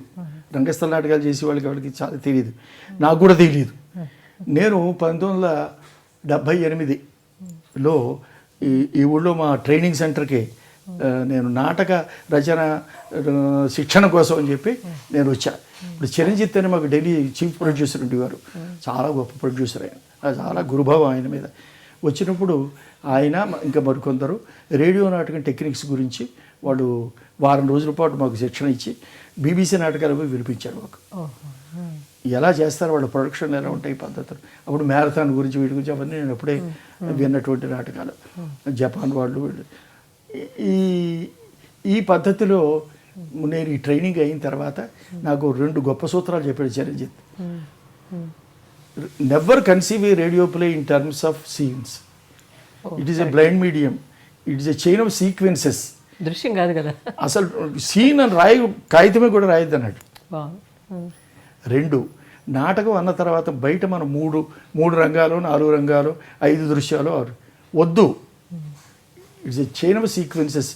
ఒక 5 నిమిషాలు 3 నిమిషాల నుంచి ఏ సీక్వెన్స్ని పెరగనివ్వద్దు. తర్వాత గంట నాటకాన్ని లేకపోతే అరగంట పావుగంట ఉంటున్నప్పుడు దాని ఆవరణ ఎంత ఉందో చూసి దాని క్యారెక్టర్స్ని పెట్టాలి. గంట నాటకంలో 20 క్యారెక్టర్స్ పెట్టేసి 10 క్యారెక్టర్స్ పావుగంటలో పెట్టేసి నడవదు. అది క్యారెక్టర్స్ సెలెక్ట్ చేసేప్పుడు, థీమ్ సెలెక్ట్ చేసుకునేప్పుడు దాని ఆవరణాన్ని బట్టి పాత్రలు ఎంపిక జరగాలి. 2 సీక్వెన్సెస్ తర్వాత సీక్వెన్సు గబగబ ఫిల్మ్ రీల్ కదిలినట్టు కదులుతూ ఉండాలి. 2 ఇంకోటి ఏమిటంటే ఈ మొత్తం గడుస్తున్నప్పుడు మనకి రేడియోలో సౌకర్యం ఏమిటంటే నువ్వు సముద్ర బొడ్డున ఉండొచ్చు, నువ్వు గతంలో గడిపోవచ్చు, లేకపోతే భవిష్యత్తులో గడిపోవచ్చు, లేకపోతే నువ్వు ఇంట్లో ఉండొచ్చు. ఎక్కడున్నప్పటికీ కూడా నువ్వు వేరు చోట్లకి నీ నాటకాన్ని తిప్పడానికి తగినటువంటి ఈ తూర్తాన్ని తిప్పడానికి తగిన అవకాశం ఉంది. తర్వాత నా 3 స్త్రీ పాత్రలు, 1 స్త్రీ పాత్ర, 4 పురుష పాత్రలు లాంటి నియమాలు నిబంధనలు మనకి ఏం లేవు. మీరు భారీగా మీరు ఎంతైనా చేయొచ్చు. అంచేత ఆవరణను బట్టి ఇతివృత్తాన్ని పాత్రని నిర్ణయించడం అనేటటువంటిది ఒకటి. దీన్ని కూడా 3-4 సీక్వెన్స్ కింద 3-4 దృశ్యాల కింద పెట్టి స్టేజ్ నాటకం రాసినట్టు రాయకూడదని ఒకటి. ఇలాంటి విషయాలు కొన్ని నాకు మా ట్రైనింగ్ సెషన్లో చెప్పినప్పుడు, అప్పుడు నేను స్క్రిప్ట్ రాసేప్పుడు కూడా సినిమా తర్వాత నేను స్క్రీన్ ప్లే గురించి కూడా కొన్ని పుస్తకాలు చదివాను. పురాణం గారు నేను రేడియో పత్రికలో పనిచేసే రోజుల్లో స్క్రిప్ట్ రైటింగ్ మీద ఒక పుస్తకం ఒకటి ఇచ్చారు. అది లండన్లో ఒక మా రైటర్స్ స్కూల్ నడిపి ప్రొఫెసర్ రాసినటువంటి పుస్తకం, మీరు చదవన్నారు. అప్పుడు ఏ ప్రక్రియకి ఎలా రాయాలనేది దాంట్లో ఇన్స్ట్రక్షన్స్ ఉంటాయన్నమాట. ఆ పుస్తకం చదివిన్నా. సరే రేడియోలో ఈ ట్రైనింగ్ అవ్వడం వల్ల వెళ్ళిన దగ్గర నుంచి నేను మొత్తం పద్ధతి మార్చేసి స్క్రీన్ ప్లే టెక్నిక్లో సీన్కి ఆర్డర్ ఎలా చెప్తాము, డే ఆ నైటా, ఈ పద్ధతులన్నీ పెట్టి డైలాగును వేరుగాను ఇది వేరుగాను చెప్పి స్క్రీన్ ప్లే పద్ధతిలో నాటకం రాయడం మొదలుపెట్టా. అలాగే ఈ నాటకాలన్నీ కూడా ఆ పద్ధతులు, చిన్నదయచ్చు పెద్దది కావచ్చు, ఏదైనా సరే అదే పద్ధతిలో నాటకాలు చేయాలి. అప్పుడు ఏమవుతుందంటే మీకు సంబంధించి వినేటటువంటి వ్యక్తికి సంబంధించింది ఇంట్రెస్ట్ సస్టైన్ అవుతుంది. అది ఆయన చెప్పినటువంటి అలాగా చేసినటువంటి బీబీసీ నాటకం. తర్వాత ఆ ట్రైనింగ్ సెషన్లో ఉండగా గైల్ Cooper award winning plays series BBC వాళ్ళు పబ్లిష్ చేశారు. ఆ నాటకాలు చదివా. ఈ కారణాల వల్ల రేడియో నాటకానికి సెపరేట్గా ఉండే ఒక విధానం ఉంది, దాన్ని ఆ పద్ధతిలోనే రాయాలి. కానీ రంగస్థల నాటకాన్ని లేచిన వెంటనే తెర లేచిన వెంటనే సుబ్బయ్య వచ్చి టేబుల్ దురుస్తూ ఉంటాడు. రోజు సుబ్బయ్య. ఈ పద్ధతి పనికిరాదు. రామయ్య బెల్ట్ పెట్టుకున్నటువంటి పంచి మీద షర్ట్ టక్ చేసుకున్నటువంటి గుమాస్తా వచ్చి మాట్లాడడం, కుటుంబ విషయాల్లో దూరిపోతూ ఉంటాం. ఇలాంటి నాటకాల పనికిరావు అనే పద్ధతి కోసమని. అంటే మీరు చెప్పిన దాన్ని బట్టి చూస్తే ఏదైనా సరే మనం బాగా అధ్యయనం తప్పకుండా చేయాలన్నది. ఏ టెక్నిక్ మీద మరి కథకి కథ, నవలకి నవల, కథ రాసినట్టు నవల రాయకూడదు, నవల రాసినట్టు కథ రాయకూడదు. అదే నాటకాలు కూడా రేడియోకి వేరు. వేణు మోహన్ ప్రసాద్ ఒక కథ మీద ఒక కామెంట్ చేశాడు, నాకు సరిగా ఇష్టమైంది. అయ్యా ఆయన కార్టూన్ వేస్తాడు, కవిత్వం రాస్తాడు, ఏదో పని చేయండి, కవిత్వం కార్టూన్లో ఉంటుంది, కార్టూన్ కవిత్వంలో ఉంటుంది, రెండింటిలో ఒకటి చేయండి. కానీ మీరు అన్ని చేశారు, దేనికదే విడిగా చెయ్యాలి. దానికి అధ్యయనం ముఖ్యమంటారు. దాని విస్తృతి, దేని విస్తృతి ఎంత ఉంది, తర్వాత ఏది ఎందులో మనం ఒక విషయం రాద్దాం అనుకున్నప్పుడు ఏది ఎందులో రాయాలనేది నిర్ణయించుకోవాలి ముందు. మనం రచనా వ్యాసంగంలో ఉన్నప్పుడు అన్నీ మనకి కవిత్వంలోకి ఇవ్వడం, అన్నీ నవలలోకి కథల్లోకి ఇవ్వడం, అన్నీ నాటకాలు కావు. మనకి గొప్ప నవల చదువుతామండి, గొప్ప నవల ఇది సినిమా తీసేస్తే బాగుంటుంది, పనికిరాదు. అది నవలగా గొప్పది, నవలగా గొప్ప నవల. ఆ ఔచిత్యం తెలుసుండాలి. ఎందుకంటే చాలా గొప్పగా సినిమా తీయచ్చు కదా అంటారు. అలా నడవదు అది. ఎందుకంటే దాని రిక్వైర్మెంట్, దాని ఇన్సిడెంట్. మీరు విశ్వనాథ్ గారి 1000 పడగలు టీవీకి సీరియల్ చేయమని చెప్పి ముందు బాపు గారి దగ్గరికి వచ్చింది, తర్వాత జయజాల గారి దగ్గరికి వచ్చింది. జయజాల గారు నాకు కబుర్ చేసామండి, ఈ పుస్తకం చదివి మీరు సినీకార్డు ఏం చేస్తే చూడటం జరగదండి. ఇది నేను చదివాను, మళ్ళీ కూర్చొని మొత్తం అంతా మెడ్రాస్లో కూర్చొని చదివితే పేజీలు నెరేషన్ ఉంటుంది మీకు. ఈ క్యారెక్టర్ మొత్తం ఎప్పటికీ ఏదో మొత్తం పీచు మిఠాయిలాగా ఇంత అవుతుంది అనమాట కదా, ఒక 5 పేజీలకు అవుతుంది, సారం పోతుంది. అవుదు ఉండదు.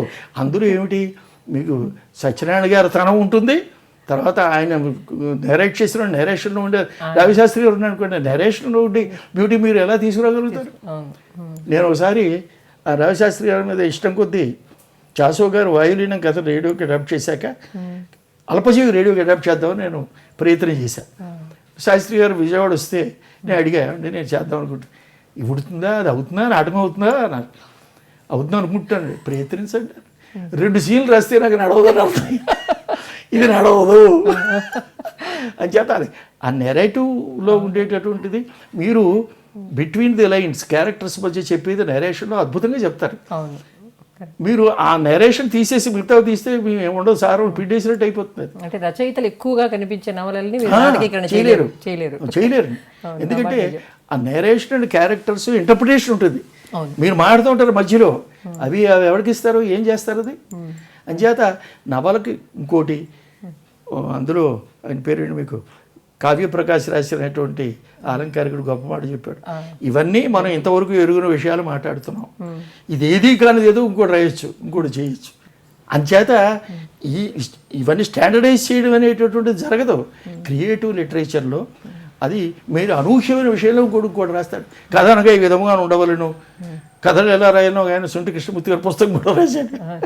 ఆంధ్రపత్రిక వాళ్ళు కూడా ఈ కథలు రాయడం ఎలాగని, అది కొంతవరకు బేసిక్స్ ఏదో చెప్పడానికి ఉంటుంది. కానీ ఈ క్రియేటివ్ వర్క్ మీలో వెంకటచలం గారు ఒకసారి మాట చెప్పారు, మీరు రచన డిక్టేట్ చేస్తారు, విశ్వనాథ్ గారు చేసినట్టు. నేను చేయను, నా శరీరంలోంచి నా వేళ్ల కుసరించిన రక్తంలోంచి రావాలి అని రాసిన నేను అన్నాడు. బాగుంది చలంగారు అన్న మాట ఇది, అది కరెక్ట్ అండి. మీరు నేను ఏదైనా విమర్శ లాంటిది నేను డిక్టేట్ చేయగలను. నేను పుస్తకాలు అవి దగ్గర పెట్టుకుంటాం, దాని గురించి ఏవో మాట్లాడదలుచుకున్నామో మనం ప్రిపేర్ అయి ఉంటాం, ఈ అవసరమైన చోటు వీటి గురించి మాట్లాడుతుంటాం, మనం చెప్పదలుచుకుంటే చెప్తాం, అది వేరు. ఇది ఎలా నడవదే. మీ విమర్శ గురించి ఒక మాట, మీ విమర్శ చాలా ఆబ్జెక్టివ్గా ఉంటుంది. ఇక్కడ మీకు ఇష్టమైన కవులను కూడా మీకు నచ్చని విషయాలు చెప్తారు. ఒక చలంలో కానీ, తిలకలో కానీ, శ్రీశ్రీలో కానీ మీకు నచ్చని విషయాలు ఏమైనా ఉంటే చెప్తారు. నేను అనుకోండి విమర్శన దృష్టి మీ ఆత్మకథ మీద కూడా పనిచేసిందా ఈ ఆబ్జెక్టివిటీ? ఉంటుంది. అంటే అది మీకు సహజమైన గుణం కనుక. నేను నా ఆత్మకథలో, మీరు ఆత్మకథ పుస్తకం కూడా చదివి ఉంటారు, నేను చెప్పినటువంటి నా కుటుంబ విషయాలు కొన్ని మా బంధువుల్లో కానీ ఇతరులకు కానీ ఇష్టం లే. ఎందుకు అదంటారండి, ఎందుకని అనుకో అంటే ఇది మీరు నేను ఇప్పుడు చెప్పబోయే వాక్యం మీరు ఇందులో పెట్టకూడదని అట్టు పెట్టి. సర్వేపల్లి గోపాల్ వాళ్ళ తండ్రి గురించి my father is a bastard అని రాశాడు. అది ఎలా జరిగిందో కూడా రాశాడు ఆయన. పెద్ద కాంట్రవర్సీ అయిపోయింది ఆ రోజుల్లో. అది ఏమిటి ఇలా ప్రొఫెసర్ గోపాల్ ఇలా మాట్లాడేటట్టు చేస్తుంది, రాయచ్చా రాయకూడదా? చల్లపల్లి వెంకట శాస్త్రి గారు తను రోడ్డు మీద కొట్టుకున్న విషయం శ్రీనివాస సుబ్రహ్మణ్య శాస్త్రి గారు అనుభవాలు జ్ఞాపకాలు రాశాడు. కాడూరు వెంకటేశ్వరరావు ఎందుకు అది రాశాడు, అది చరిత్ర ఉండాలని చెప్పాడు. చాలా సందర్భాలు స్వీయ చరిత్రలో రాసినటువంటి వాళ్ళు కొన్ని విషయాలు రాయిపోతే బాగుండని ప్రతి వాడికి అనిపిస్తుంది. శ్రీ అనంతం మీద కూడా అందరికీ అనిపిస్తుంది. అది చెప్పాలా అక్కర్లేదా అని నా డిస్కషన్ మీద ఆధారపడి ఉంటుంది. ఇబ్బంది అవుతుంది. అయితే నేను పాటించిన నియమం ఏంటంటే ఎగ్జిక్యూటివ్గా ఉండకూడదు. జరిగినట్టు చెప్తాం. ఇది ఇలా జరిగింది, ఇది ఇలా జరిగింది, ఇలా జరిగింది. ప్లస్ అదే వ్యక్తుల్లో పాజిటివ్ ఆస్పెక్ట్స్ ఉంటే వాటి గురించి చెప్తాను. అందుకే తీర్పులు చెప్పలేదు, విషయం చెప్పారు అంతే. క్రియేటివ్ లిటరేచర్ గురించి మాట ఉంది. క్రియేటివ్ లిటరేచర్లో అభిప్రాయాలు ఉంటాయి, తీర్మానాలు ఉండవు. మీరు ఒక రచన, మీ రచన నేను చదివితే నాకు ఒక అభిప్రాయం ఉంటుంది, కానీ విమర్శ విషయంలో తీర్మానం కూడా ఉంటుంది. రాజశాస్త్రి గారు అల్పజీవి నవలు ఎలా రాయాలనేది తీర్మానం ఉండదు, అదొక అభిప్రాయం ఉంటుంది. ఇలా కాదనేది ఒక అభిప్రాయం.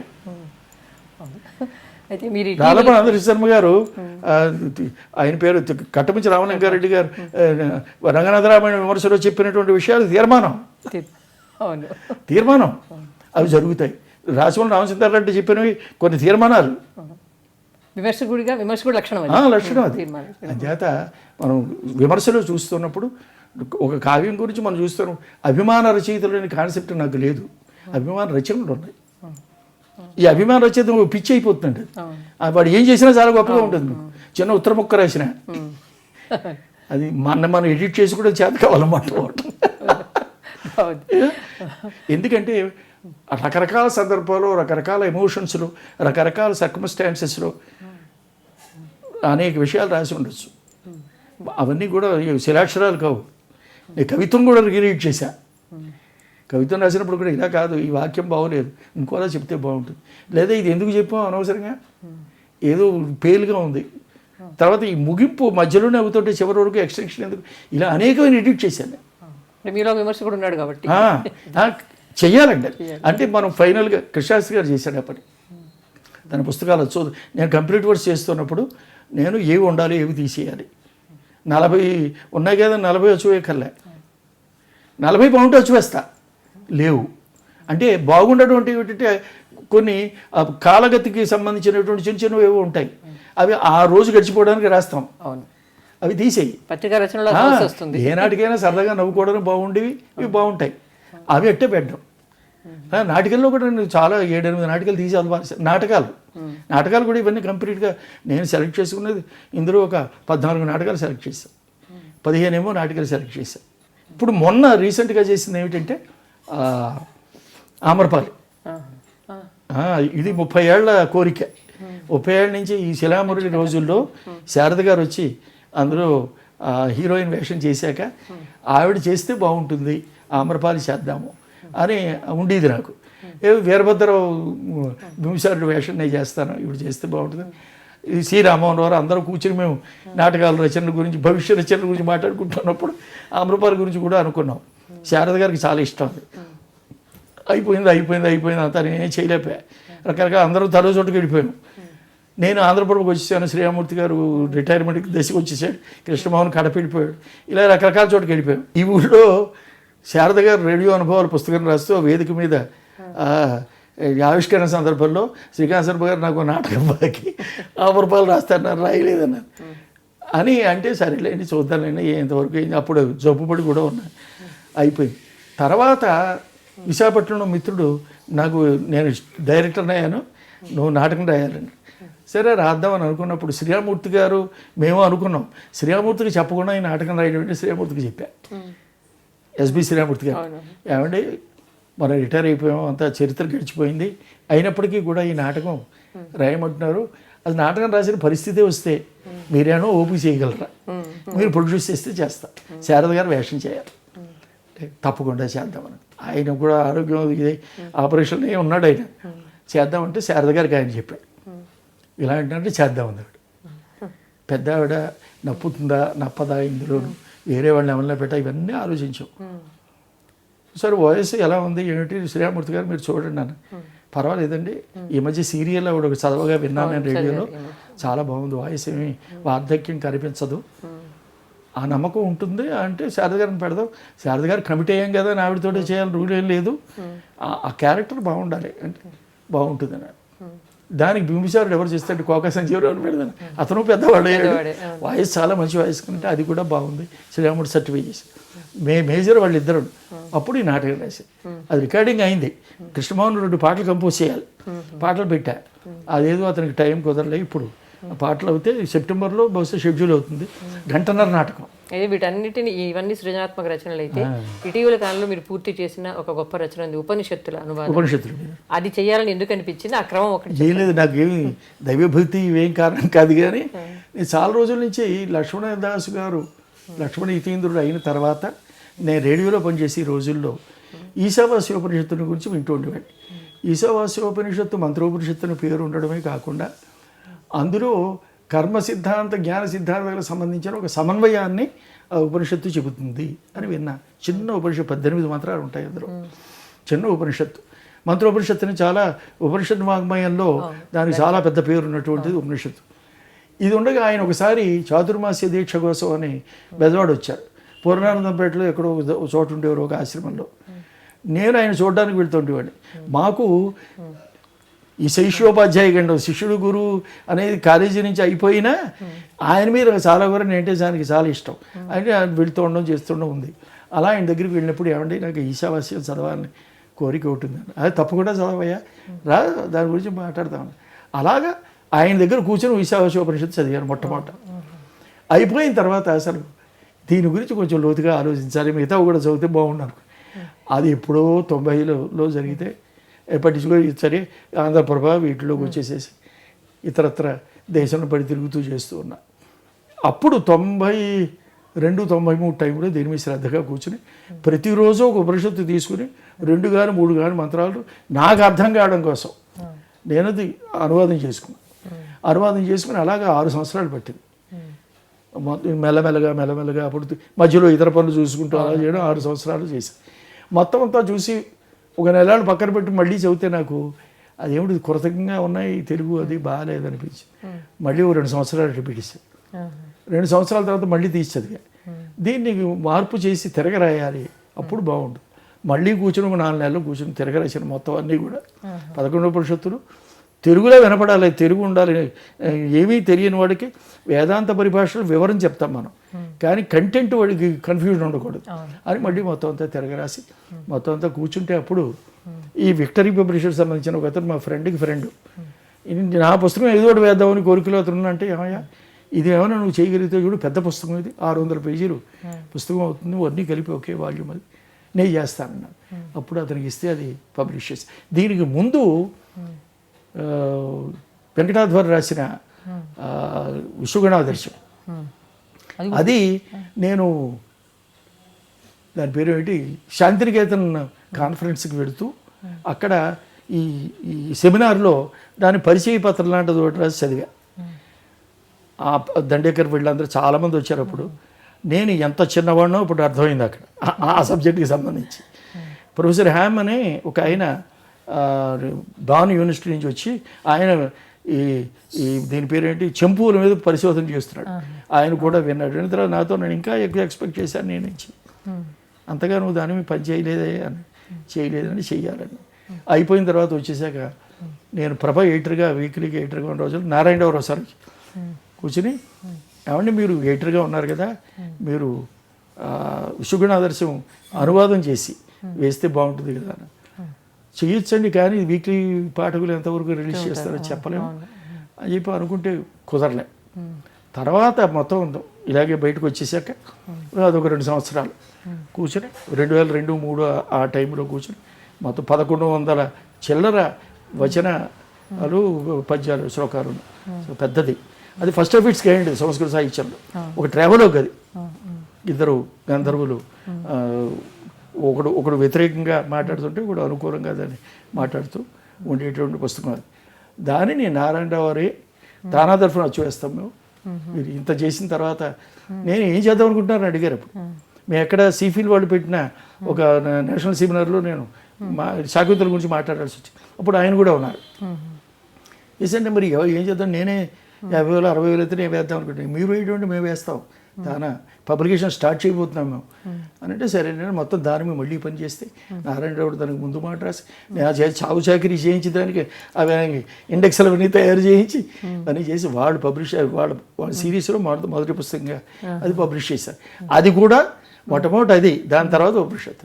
అది సంస్కృత సాహిత్యానికి సంబంధించింది. నాకు దాని పేరు ఏమిటి, మన ముద్రా రాక్షసం చాలా ఇష్టమైన నాటకం. మృత్యుగడిగిన తర్వాత రాజకీయ నాటకాలు చాలా గొప్ప నాటకం. దానికి వ్యాఖ్య రాద్దామని సరదా ఉండేది. ఓ 2 రంగాలు చేశా. దీనికి ఓపిక లేదు. దాని రిఫరెన్సెస్, క్రాస్ రిఫరెన్సెస్, అందులో ముఖ్యంగా ఆ నాటకం గురించి మాట్లాడుతున్నప్పుడు కౌటిల్యుడి అర్థశాస్త్రం కూడా రిఫర్ చేయాలి. ఇతరత్ర దానికి లింకులుగా ఇతరత్ర ఉన్నాయి. ఓపిక చచ్చిపోయింది, 2 అంకాలు చేసి పక్కన పారేస్తే ఎవడు చేస్తా.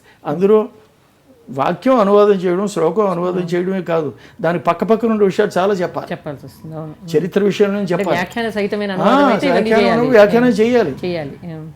వద్దురని వద్దు, మన ఓపిక లేదని అది పక్కన పారేసాను. మొత్తం మీద మీ సాహిత్య చరిత్రనంతా చూస్తే సృజనాత్మక రంగంలో ఎంత విశేష కృషి చేశారో వాటి వెనక అంత అధ్యయనము ఉందని తేలుతుంది. అది ఉండాలి, ఎందుకంటే చాలా అరుదైన విషయం. అందుకే మీ రచనలు నిలబడ్డాయని కూడా నేను అనుకుంటున్నాను. ఇది శ్రీకాంత శర్మ గారి అక్షరయాత్ర. నేను ఇంద్రగంటి శ్రీకాంత్ శర్మని. ఐ డ్రీమ్ వారు అక్షరయాత్ర శీర్షికన డాక్టర్ సి మృణాలి గారి చేత నా పరిచయం చేయించారు. ఈ కార్యక్రమం గురించి మీ అభిప్రాయాలు తెలియజేయండి.